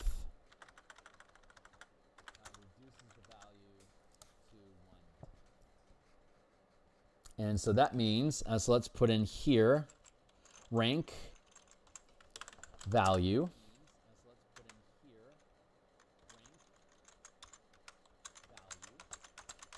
That's going to work. Value is 100 gold. And this is 1,000 KGP. And third rank is 10 KGP. 100 KGP. And I end up skipping over anyway. Okay, fine.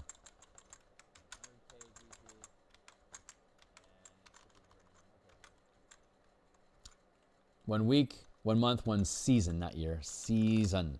Day, week, month, season, year. Sometimes it's not reasonable to start with 1 day.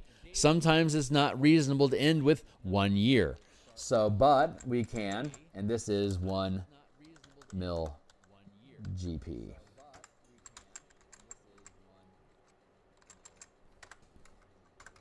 There. So, okay, so what this says is, in addition, you create, so if I roll less than 10, I create a complication on top of losing the resource and gaining 0 value. In addition, you create, let's see, 0. No sale. There we go. That's the appropriate way to do it. And then on top of that, not only are we not able to sell the resource, but we also create a complication as a result of attempting to auction it. Like one of the complications that you can have when you're trying to maintain something in your facility like this can be that your facilities are sabotaged. So maybe someone is going to try to instead of buying your resources, they try to steal them instead. So you can't sell them, and they've been disabled until you can figure out who's fucking with your shit. So that's the complication that we're looking at there. And we're looking at creating potentially looking at creating unique complications for every facility instead of having just the general the general complications that we have at the end of the book. So the way that this works is that if I'm a 5th rank organization, if I'm a 5th rank bastion, and it'll take me a season to find someone to buy it for $1 million, but it could also only take a month for me to find someone to buy it at 100,000 gold. So,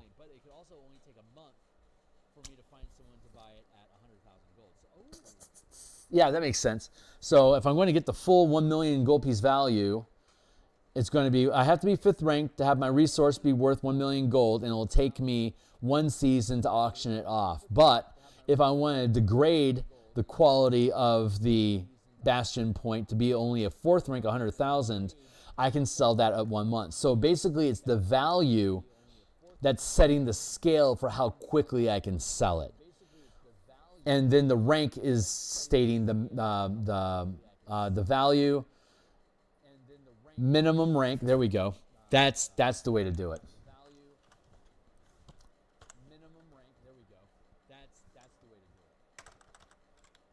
That's the way to do it. So let's fix this real quick. We're going to word it like this.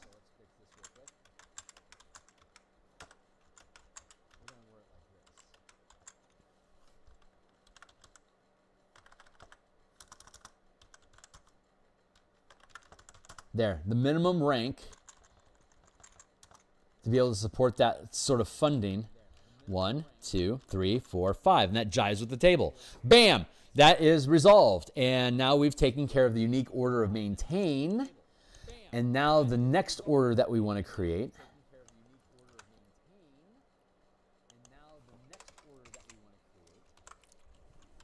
Trade. Because of the 7 orders, an auction house can improve trade and maintain and trade. So the maintain lifestyle, the maintain lifestyle, the unique order that you have is auctioning off resources, and the unique order that we can do with trade. I need to bold that so it stands out. We'll start doing that from now on. I don't necessarily want to bore you right now with doing all of it, but I wanted to get enough momentum here going. Oh, there's only like 3 more. I may as well. And oh, hey, well, in between thoughts, what's up? Bandits in competition for the Merchant Guild? Yeah, definitely. Exactly. The narrative can change depending on what's going on specifically, but that's the DM's job, right? The DM is the one that builds the narrative around the die results. The Dungeons and Dragons, I don't know how versed you are with the history of D&D, but D&D was created back in the 70s, before computers were really something that anyone would have access to.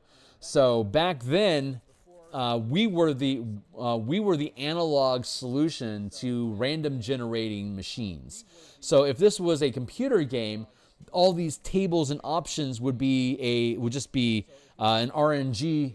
It would just be a random number generator that correlates with results and would spit out an answer. And then we would have to code all these different scenarios, Baldur's Gate style, of like, how can failing this die roll generate new adventure hooks that can then lead your character into it. Our brain in the tabletop analog setting is the die roll is the RNG to determine what it is, but then it's the DM, the storyteller, the narrator, the dungeon master, the game master, the arbiter, the referee, whatever language it is that you use, the director, for instance. These are different terms used for the role of the narrator in the adventure, and it's the narrator that translates the die rolls into what would make sense. So if there's some sort of complication with not being able to sell it, maybe in previous adventures you had been fucking with a thieves guild, and this is when the thieves guild decides to strike at you. You weren't able to sell your resources because the thieves to you, or while the resources the resources that the Bastion Point represents are being transferred, bandits stole them all, and now the deal's off. So you either couldn't get your gold, or you weren't able to deliver the goods to get the gold, and now your adventure becomes, we got to get our resources or whatever back from those bandits, and now we're starting a fight with the bandits. Crap! Those bandits are an extension of the Thieves Guild. We were targeted in that bandit raid. The Thieves Guild hired bandits to take that from it, and they split the profits so that you would chase after the bandits and not see the Thieves Guild in the back leading that, issuing that order. So when you get to the bandits and you do your interrogation, they tell you, no, it's the Thieves of Waterdeep that did this to you. That they hired us. We didn't know who you were, and we're sorry. It's like, okay, well, you bap them, and now you go chase after that Thieves Guild that you were having a fight with. Like, that's how the DM can manipulate the information that happens to create the narrative that the characters get to play through. So, trade. To find a magic item. That's what it is. You attend hirelings of your bastion attend an auction to acquire a magic item based on the rank of your let's see. Acquire a magic item. The results of the Bastion test determines the rarity of item available up to your Bastion rank. So DC, rarity, minimum rank. And DC is typically going to be 10, 15, 20, 25, 30. What's up? So the whole variation has a reason. That's cool. Yeah. Every time, if you succeed a die roll, you get the thing that you wanted to do without complications. But if you fail the die roll, and whatever that die roll is supposed to be, if you fail the die roll, then you generate a complication. DC, 0. Let's do this.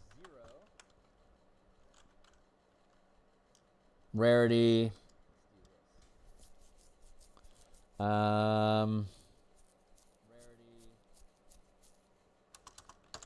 X. Rarity is cursed. So it's a cursed item. Common. And the cursed minimum rank for a cursed item is 1. Let's pull these over. 1. 1. There you go. And then uncommon magic item, a rare magic item, a very rare magic item, and then a legendary magic item. And you can't auction artifacts. They're too powerful. No one will willingly auction off an artifact ever. 2, 3, 4. So there you go. If you get you could still get, like, for example, if I'm a minimum rank, if I'm a third rank Bastion, I could potentially get a rare magic item if I hit a DC 20. But if I get less than a 10, it's going to be a cursed item. But cursed items have different levels of rarity as well. So if it's a cursed item, it could still be a rare item, but it's cursed. So that's going to fuck with my characters. And that becomes my complication. I just got cursed. So I now have a cursed item, and God knows what it's going to do to me. I have to find a way to break the curse. That's going to take an adventure for me going on a quest to discover what do I need to get rid of this thing, or whatever that thing is that I need to do to get rid of it. That becomes my adventure. And typically in this style of campaign, every week you issue these orders, and every week that creates complications, or if there are no complications, you roll an event. We have an event table down below, which could be good or bad. So the higher the result you get, the better the event, the better fortune it is that you get for that. If you roll a 1, it's like your bastion is destroyed by earthquakes or like a meteor strike. Like, you get fucked. Cheers. But if you roll a 30, it's like the king decides to advance your rank and title, granting you double the amount of resources that you currently have, for instance. Like, we're figuring those things out, but that's the idea. So if there are no complications, you roll on the events table that can be either good or bad, that you either have to resolve as a complication or just gain as a boon. But as long as you're hitting the die rolls that you need for the things that you want to do, you achieving the things that you're trying to set out. It's like, normally I don't need to liquidate my resources to get gold, because going on adventures gives you gold. What is going on in my team's life that's getting them to the point where they have to sell off resources to acquire gold? Maybe they're like doing a hostage thing. So they have to liquidate some of their resources so they can have a briefcase full of cash to hand off to get the princess back or whatever. Like, whatever the complication, like whatever your world is doing or whatever goal your team has that would require you to liquidate resources, you can do that if you have an auction house that allows you to do so. So that's the idea. And now we've completed the auction house. That's really fun. So now we got like 34 of these. So we're just going to keep rolling through them. And this format is so much better than what we were trying to do before. God, I fucking love this. Barracks requires second rank. Is that still true? Did we increase the rank? Okay, so we have the language up here, which is general order, and then unique orders. So let's do that.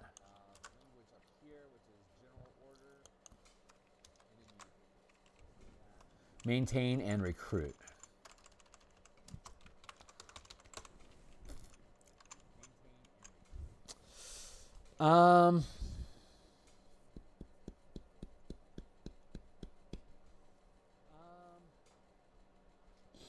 Unique. Okay, so what's going to be a unique maintain order?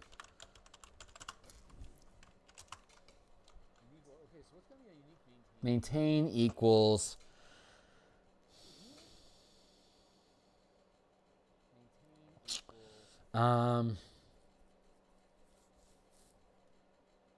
security. Maintaining with barracks means troops is equals security.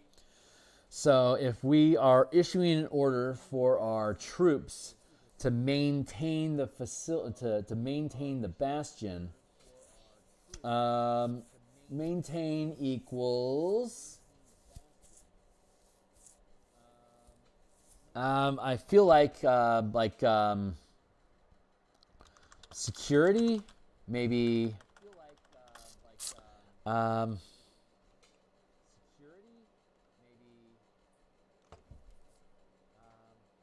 stumped on that. I wanna have my next challenge. Recruit equals you recruit a fighting force of CR half soldiers, a challenge rating 1/2 soldiers, loyal to the bastion to defend it. Ooh, maybe that's the key word, defend. To defend it, you must have sufficient space to retain your soldiers as listed for each rank.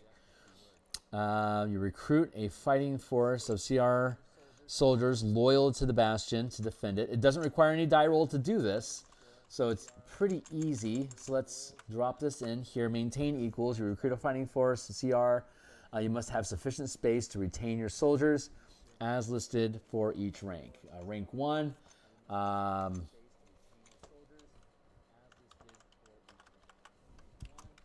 Soldiers.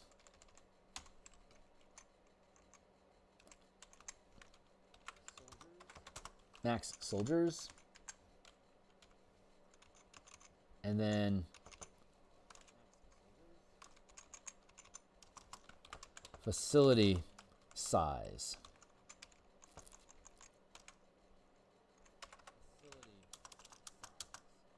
Spacious facilities, and each of these actually have a meaning, like how large that area is. So you can house up to 40 troops like inside of your own buildings, but once you get up to 400 or more, you actually have to have like miles of space that you control as a settlement, which is what a settlement is. It's a plot of land that you literally own and have control of, that you can build facilities on instead of having the facilities inside of the bastion. This facility in Mother Russia, bastion sits on settlement.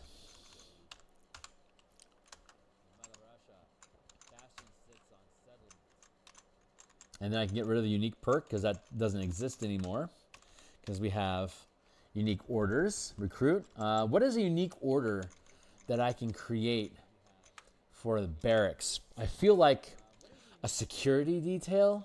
Increase the rank in one order.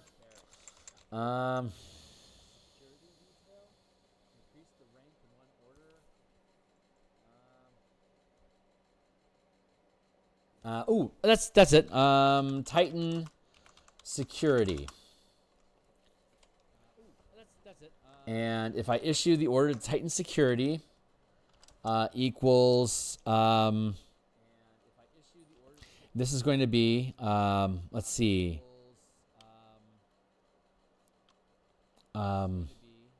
Resolve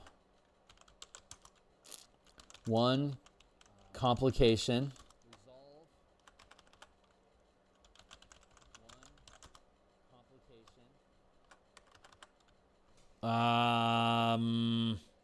Let's take a quick second to go visit our complications.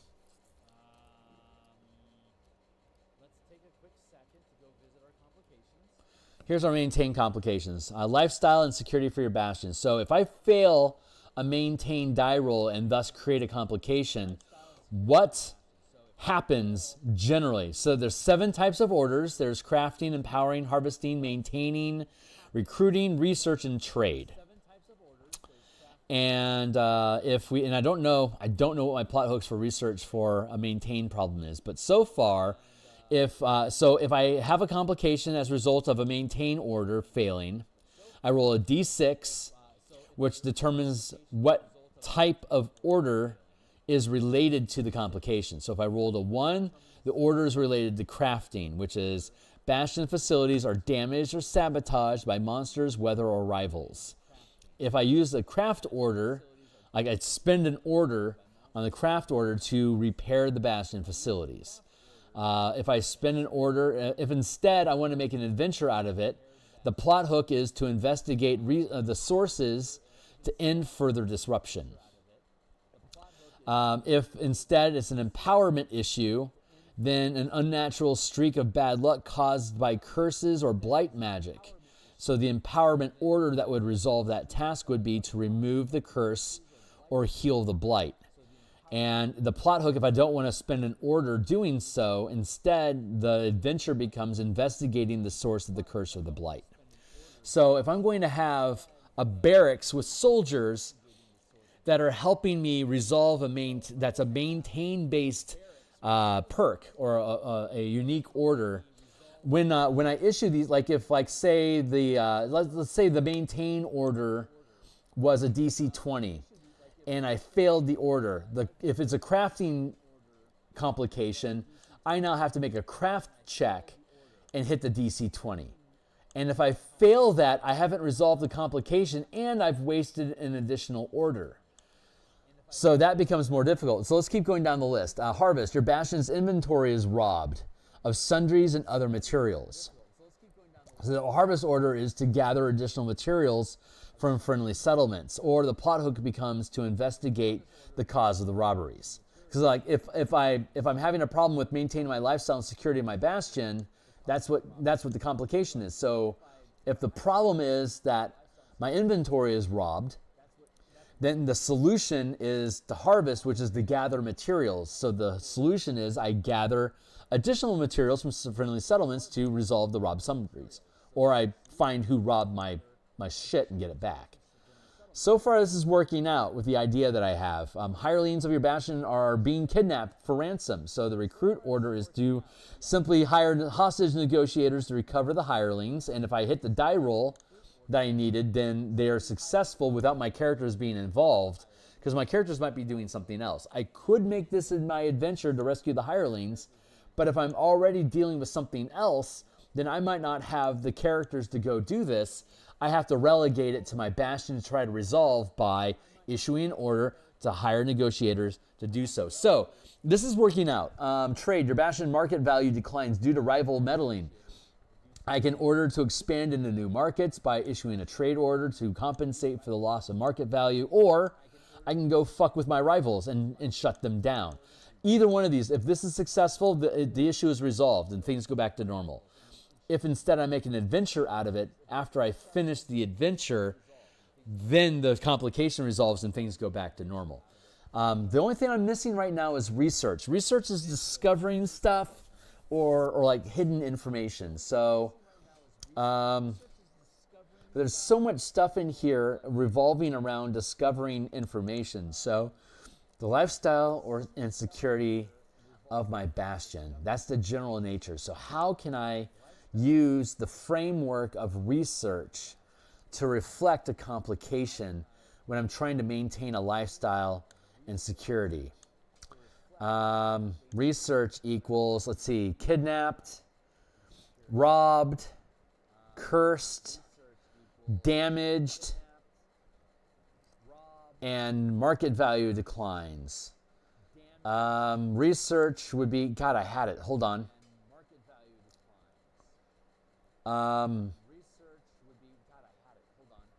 Due to rival meddling. Research order to... Oh, shit, I had it. Could intelligence be considered research? Yes, it is. Like a spy network would be an act of research. Kidnapped, rivals. The facilities are damaged. Bad luck. Fuck, I had it. I lost it. Shit. We're being robbed. Kidnapped my people. Research means I don't know something. I have to discover something. Something is missing. Market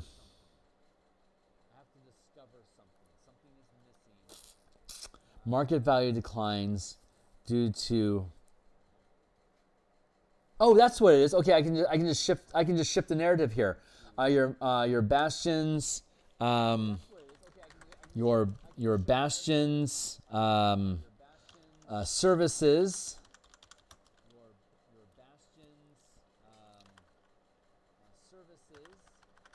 What is it? Your bastions.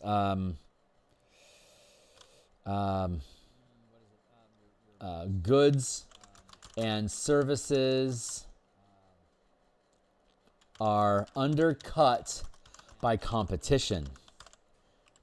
And that makes sense to expand into new markets. And now with research, value declines due to rival meddlings. Research ordered to discover a spy in your midst. Fucking on point, man. Well done, Art. Well done. Thank you. And the plot hook then is to discover who is meddling with your commerce. That's horrible language, but we'll figure it out later. There it is. Now we have something. Okay, so every one of these is now framed around somebody is fucking with us in some way. So, keeping that frame of reference in mind, if we go back up to our barracks, our maintain order is, unique order is maintain when, thank you, timely timer, when a complication arises, when issuing a maintain order has a complication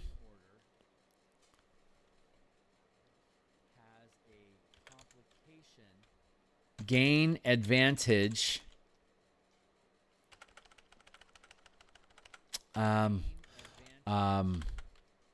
let's see, when issuing a maintain order has a complication, issuing an order,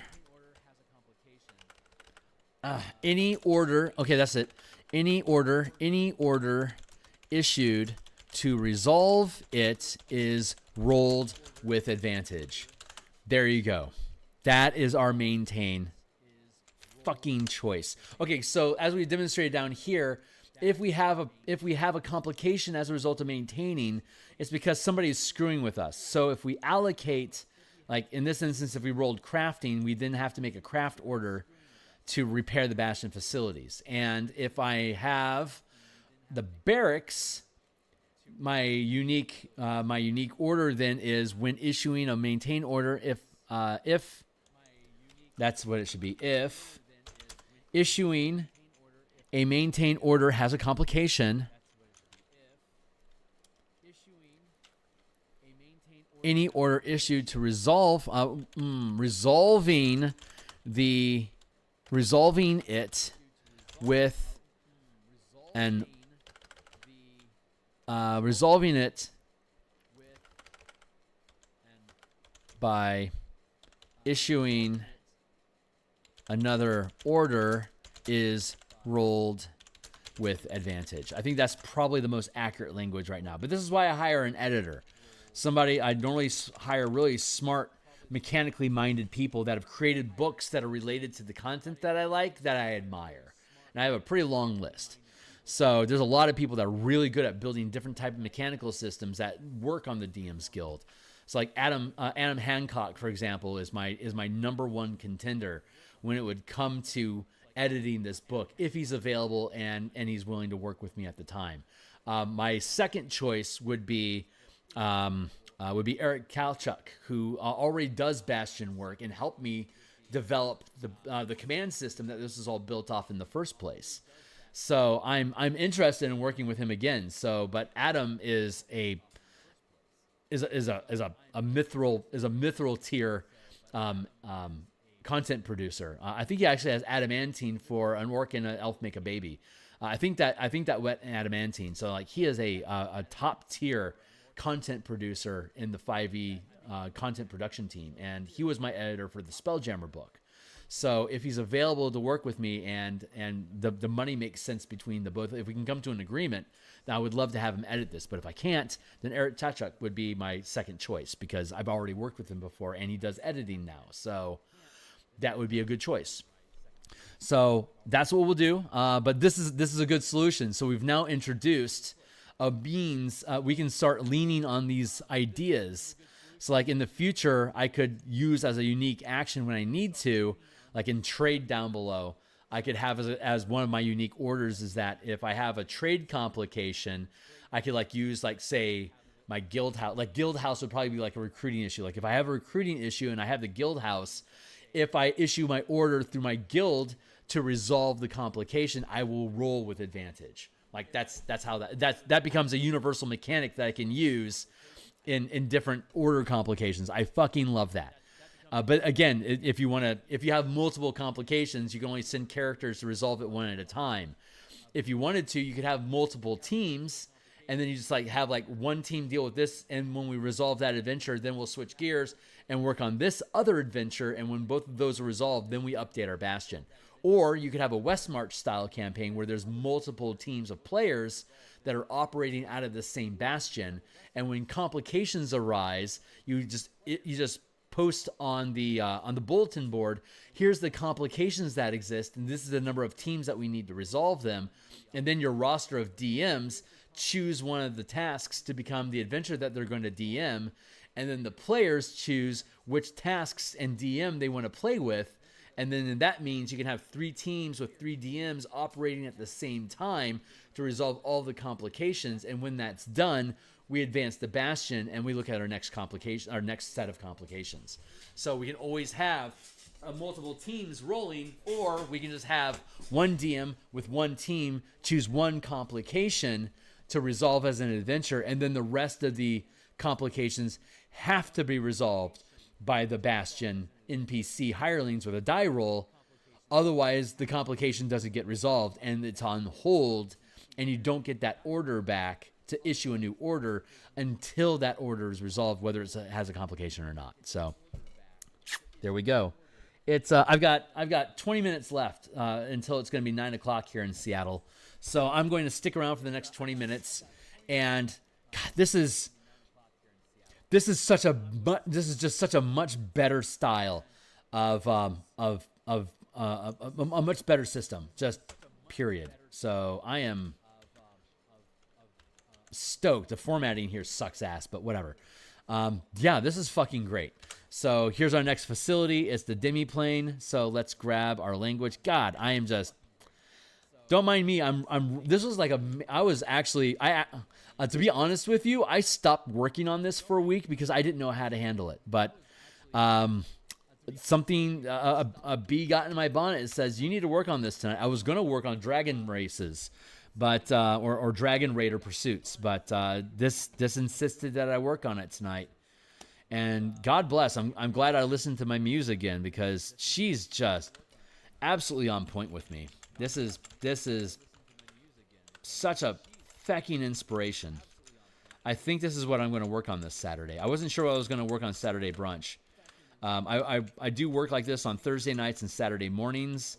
I also do a design stream for similar stuff on Tuesdays and Friday lunch times, including tomorrow, and either Monday or Wednesday, depending on what I have going on at my work. And then I do artwork Monday through Friday in the morning. So I stream roughly 9 or 10 times per week, and then I have my playtest on Monday night. So I got a lot going on, but you know, this is, as long as my mind stays intact and I can tap, I can keep doing it. So God's willing, I'll have another, like my mom's 78 and she's still going to, she writes poetry books and she goes to poetry competitions. Like she flew out to Texas. I think the last one she went to was in Texas in October last year, and she like won $500 or something like that. You know, she just goes out, like she makes money and then she spends it going off and doing stuff, and then she makes more books, and so this is a family thing. It's just I do role playing books, she does poetry. The end. Reduce the time to craft items of a rank equal. Okay, so demiplane. We can improve our craft or empower and harvest unique orders. Craft. Reduce the time to craft items of a rank equal to or lower than the demiplane. Well, the demiplane is going to be 5th rank no matter what. So, but I can put different. I only have to put 1 point into the demiplane. So, crafting. Reduce the time to craft items of a rank equal to or less than or lower than the demiplane by 1 degree, as indicated on the table below.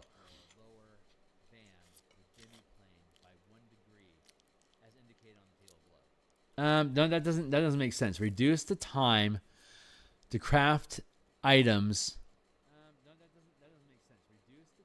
Yeah, to craft items by 1 degree, as indicated on the table below. If it takes a year, it now is a season. If it takes a season, it's now a month. If it's normally a month, it takes a week.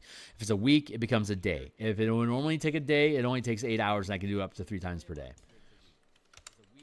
Okay, so in the world of D&D, a demiplane is a pocket dimension, like the TARDIS from Doctor Who. It's bigger on the inside than it is on the outside. And specifically, this has a time distortion effect. So time moves differently inside the demiplane than it does outside of it. So I can either I can have like a forge inside my like for example, in the settlements above, your bastion is inside of the settlement. In the demiplane, your facilities are inside the demiplane. So if I have like a smithy set up in my demiplane and I want to make a set of full plate armor, like a body shell of steel armor, it would normally take a month for me to make that suit of armor. But if I have it inside the demiplane, I can instead make it inside of 1 week. So I can collapse time frames by putting them in a dimension that moves at a different speed. I specifically go in there and build my facilities in this demiplane so that time moves differently. I can also empower magic items because time moves differently there. Time to empower items. Magic items. The time to craft non-magical items.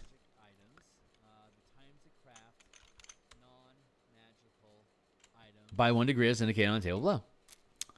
So magic items, like to create a legendary magic items takes an entire season, but in the demiplane it'll only take a month. And then harvesting, like growing crops, like I can build a wheat, like I can have a demiplane so large that I actually have like a wheat field inside of it. So my seasons are going to rotate more quickly in this demiplane.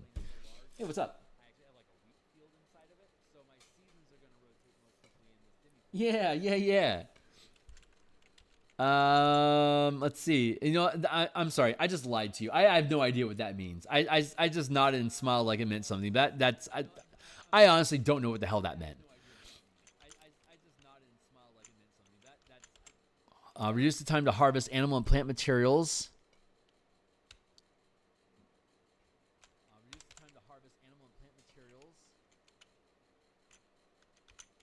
by 1 degree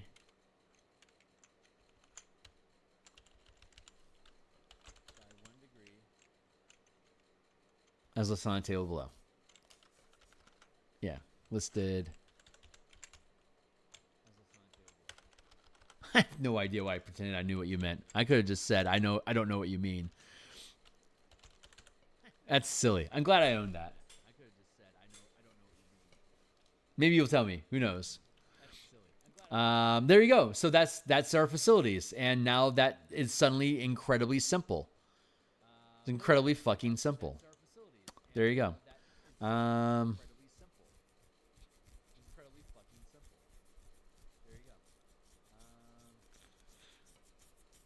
Let's see. So when we issue an order, if unique, okay, so spending points on a facility increases the rank of 1 order per point. Each facility has unique orders that can be carried out.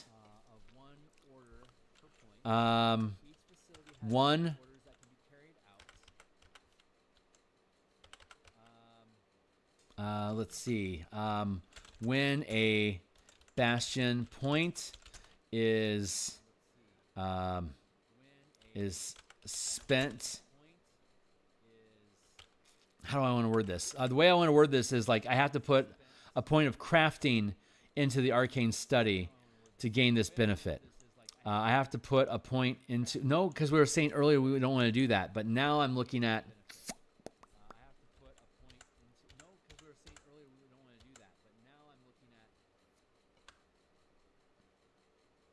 It can be carried. Each facility has unique orders.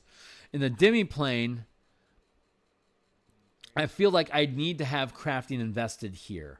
I need to have empower invested here. I need to have harvesting invested here to represent that like I have a wheat field in here or I have points put into this place. But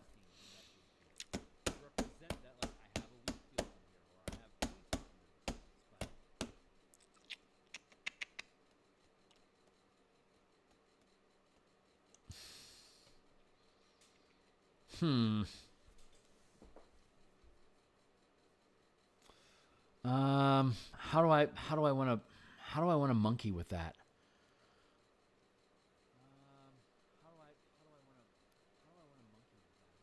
Like if I have a if I decide I want to have a demi plane, I need to put a point somewhere that's allocated to the demi plane. It could either be crafting, empowering, or harvesting. So I have a demi plane. I put 1 point into crafting. I now have a demi plane.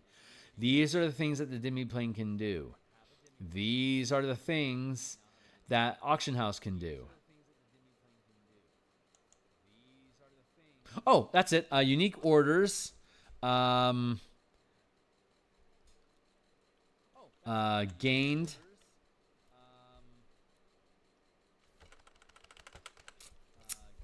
Maybe have a broker who already has land in the demi-plane and has already built it somewhat. I hear what you're saying.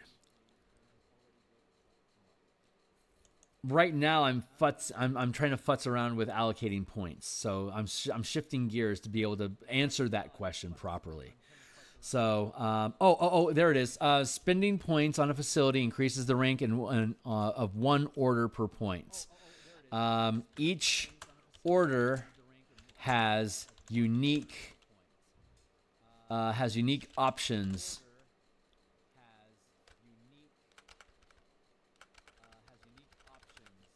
Spending points.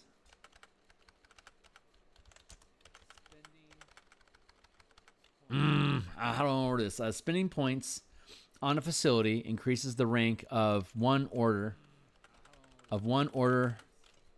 Listed.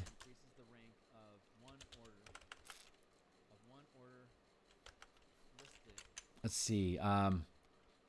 Increase the rank of 1 listed, of 1 general order listed per bastion point spent. Gain a unique order matching the general order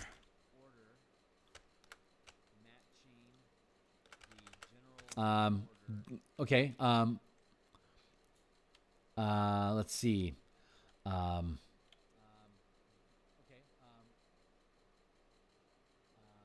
How do I word this? Placing each order has a unique order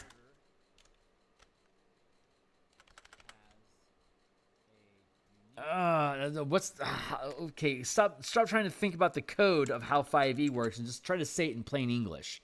If I can say it in plain English, I can codify it. So you increase the rank of one general order listed per passion point spent. That's easy enough.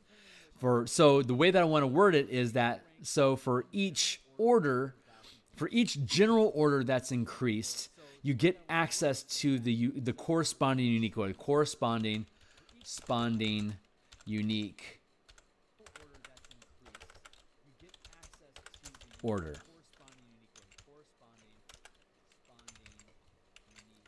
For each general order improved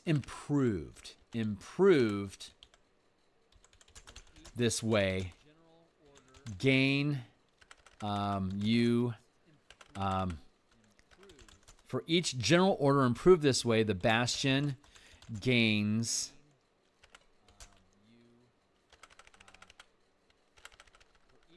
the facility can be issued the corresponding unique order. There it is. That's the language. So Arcane Study, if I spend a point, when I get an Arcane Study and I spend a point in craft, I can not only improve my general crafting skill, but I can also gain access to this unique order of creating non-magical items. If I instead spend a point on Empower, then I not only increase my Empower by 1 rank, but I can also create these specific magic items. If I put a point into Research, not only do I increase my general Bastion research ability, but I can specifically discover new arcane spells. Bam! If I put a point into each of them, I've increased each by a rank, and I can perform all 3 of these tasks. I now have a reason to overclock Bastion, the general orders inside of my Bastion facility, so I can gain access to the unique orders that correspond with each general order improved by that facility. Nice. Okay, that works. Obligatory order. For general order improved this way, the facility can be issued the I think this is good enough. I think there's probably right now the only thing that we're running into right now is code, because there's the way that people normally speak, and then there's the way that rules are expressed in the in the D&D 5e game books, and that language is different from 4th edition, which is different from 3rd, 2nd, 1st edition. They all word things differently, and a good editor is going to know the differences in those language, and if I've made a good investment, the editor will tell me what the proper language is or make other suggestions. So I appreciate that, but I think this is serviceable as it is, and this will be another reason why I'd want to pay for an editor. So thank you, though. I appreciate it. You've already helped. So God bless you. I really appreciate it. But this is locking down that language. So now for the demiplane, we now know what the demiplane does. If I put a point into crafting, I can now increase the time. I can now time dilate crafting items, empowering items, harvesting items. There we go. Man, this is really panning out. This is exciting. I am 100% going to do this on Saturday morning. I'm in Seattle. I stream on my brunch stream is generally from 9:30 till noon Seattle time, or like 12:30 till 3 on the East Coast, or wherever else in the world it is, whatever time. This is working out, man. This is really working out. The next one's going to be the gaming hall, and I've got less than 5 minutes left, so I think I'm just going to let it sit here. This has been a ridiculously productive night. So I am thrilled.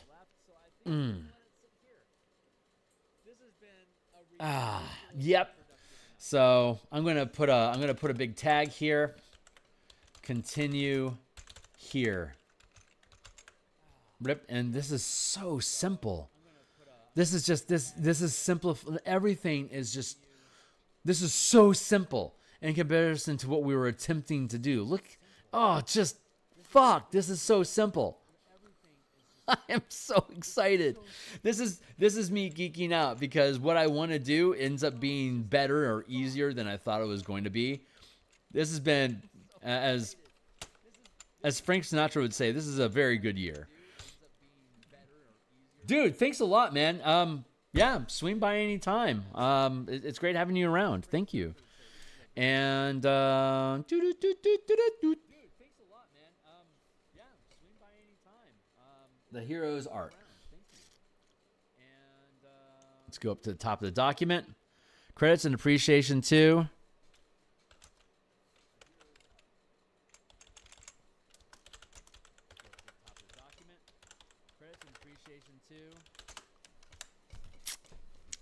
I'm finding the more I stream these books and the more people pipe in, the more I appreciate everyone's help. And I want to make sure that I'm giving appreciation to that. So your name will be added to the list of credits in the book when I publish it. So thanks again. I really appreciate you.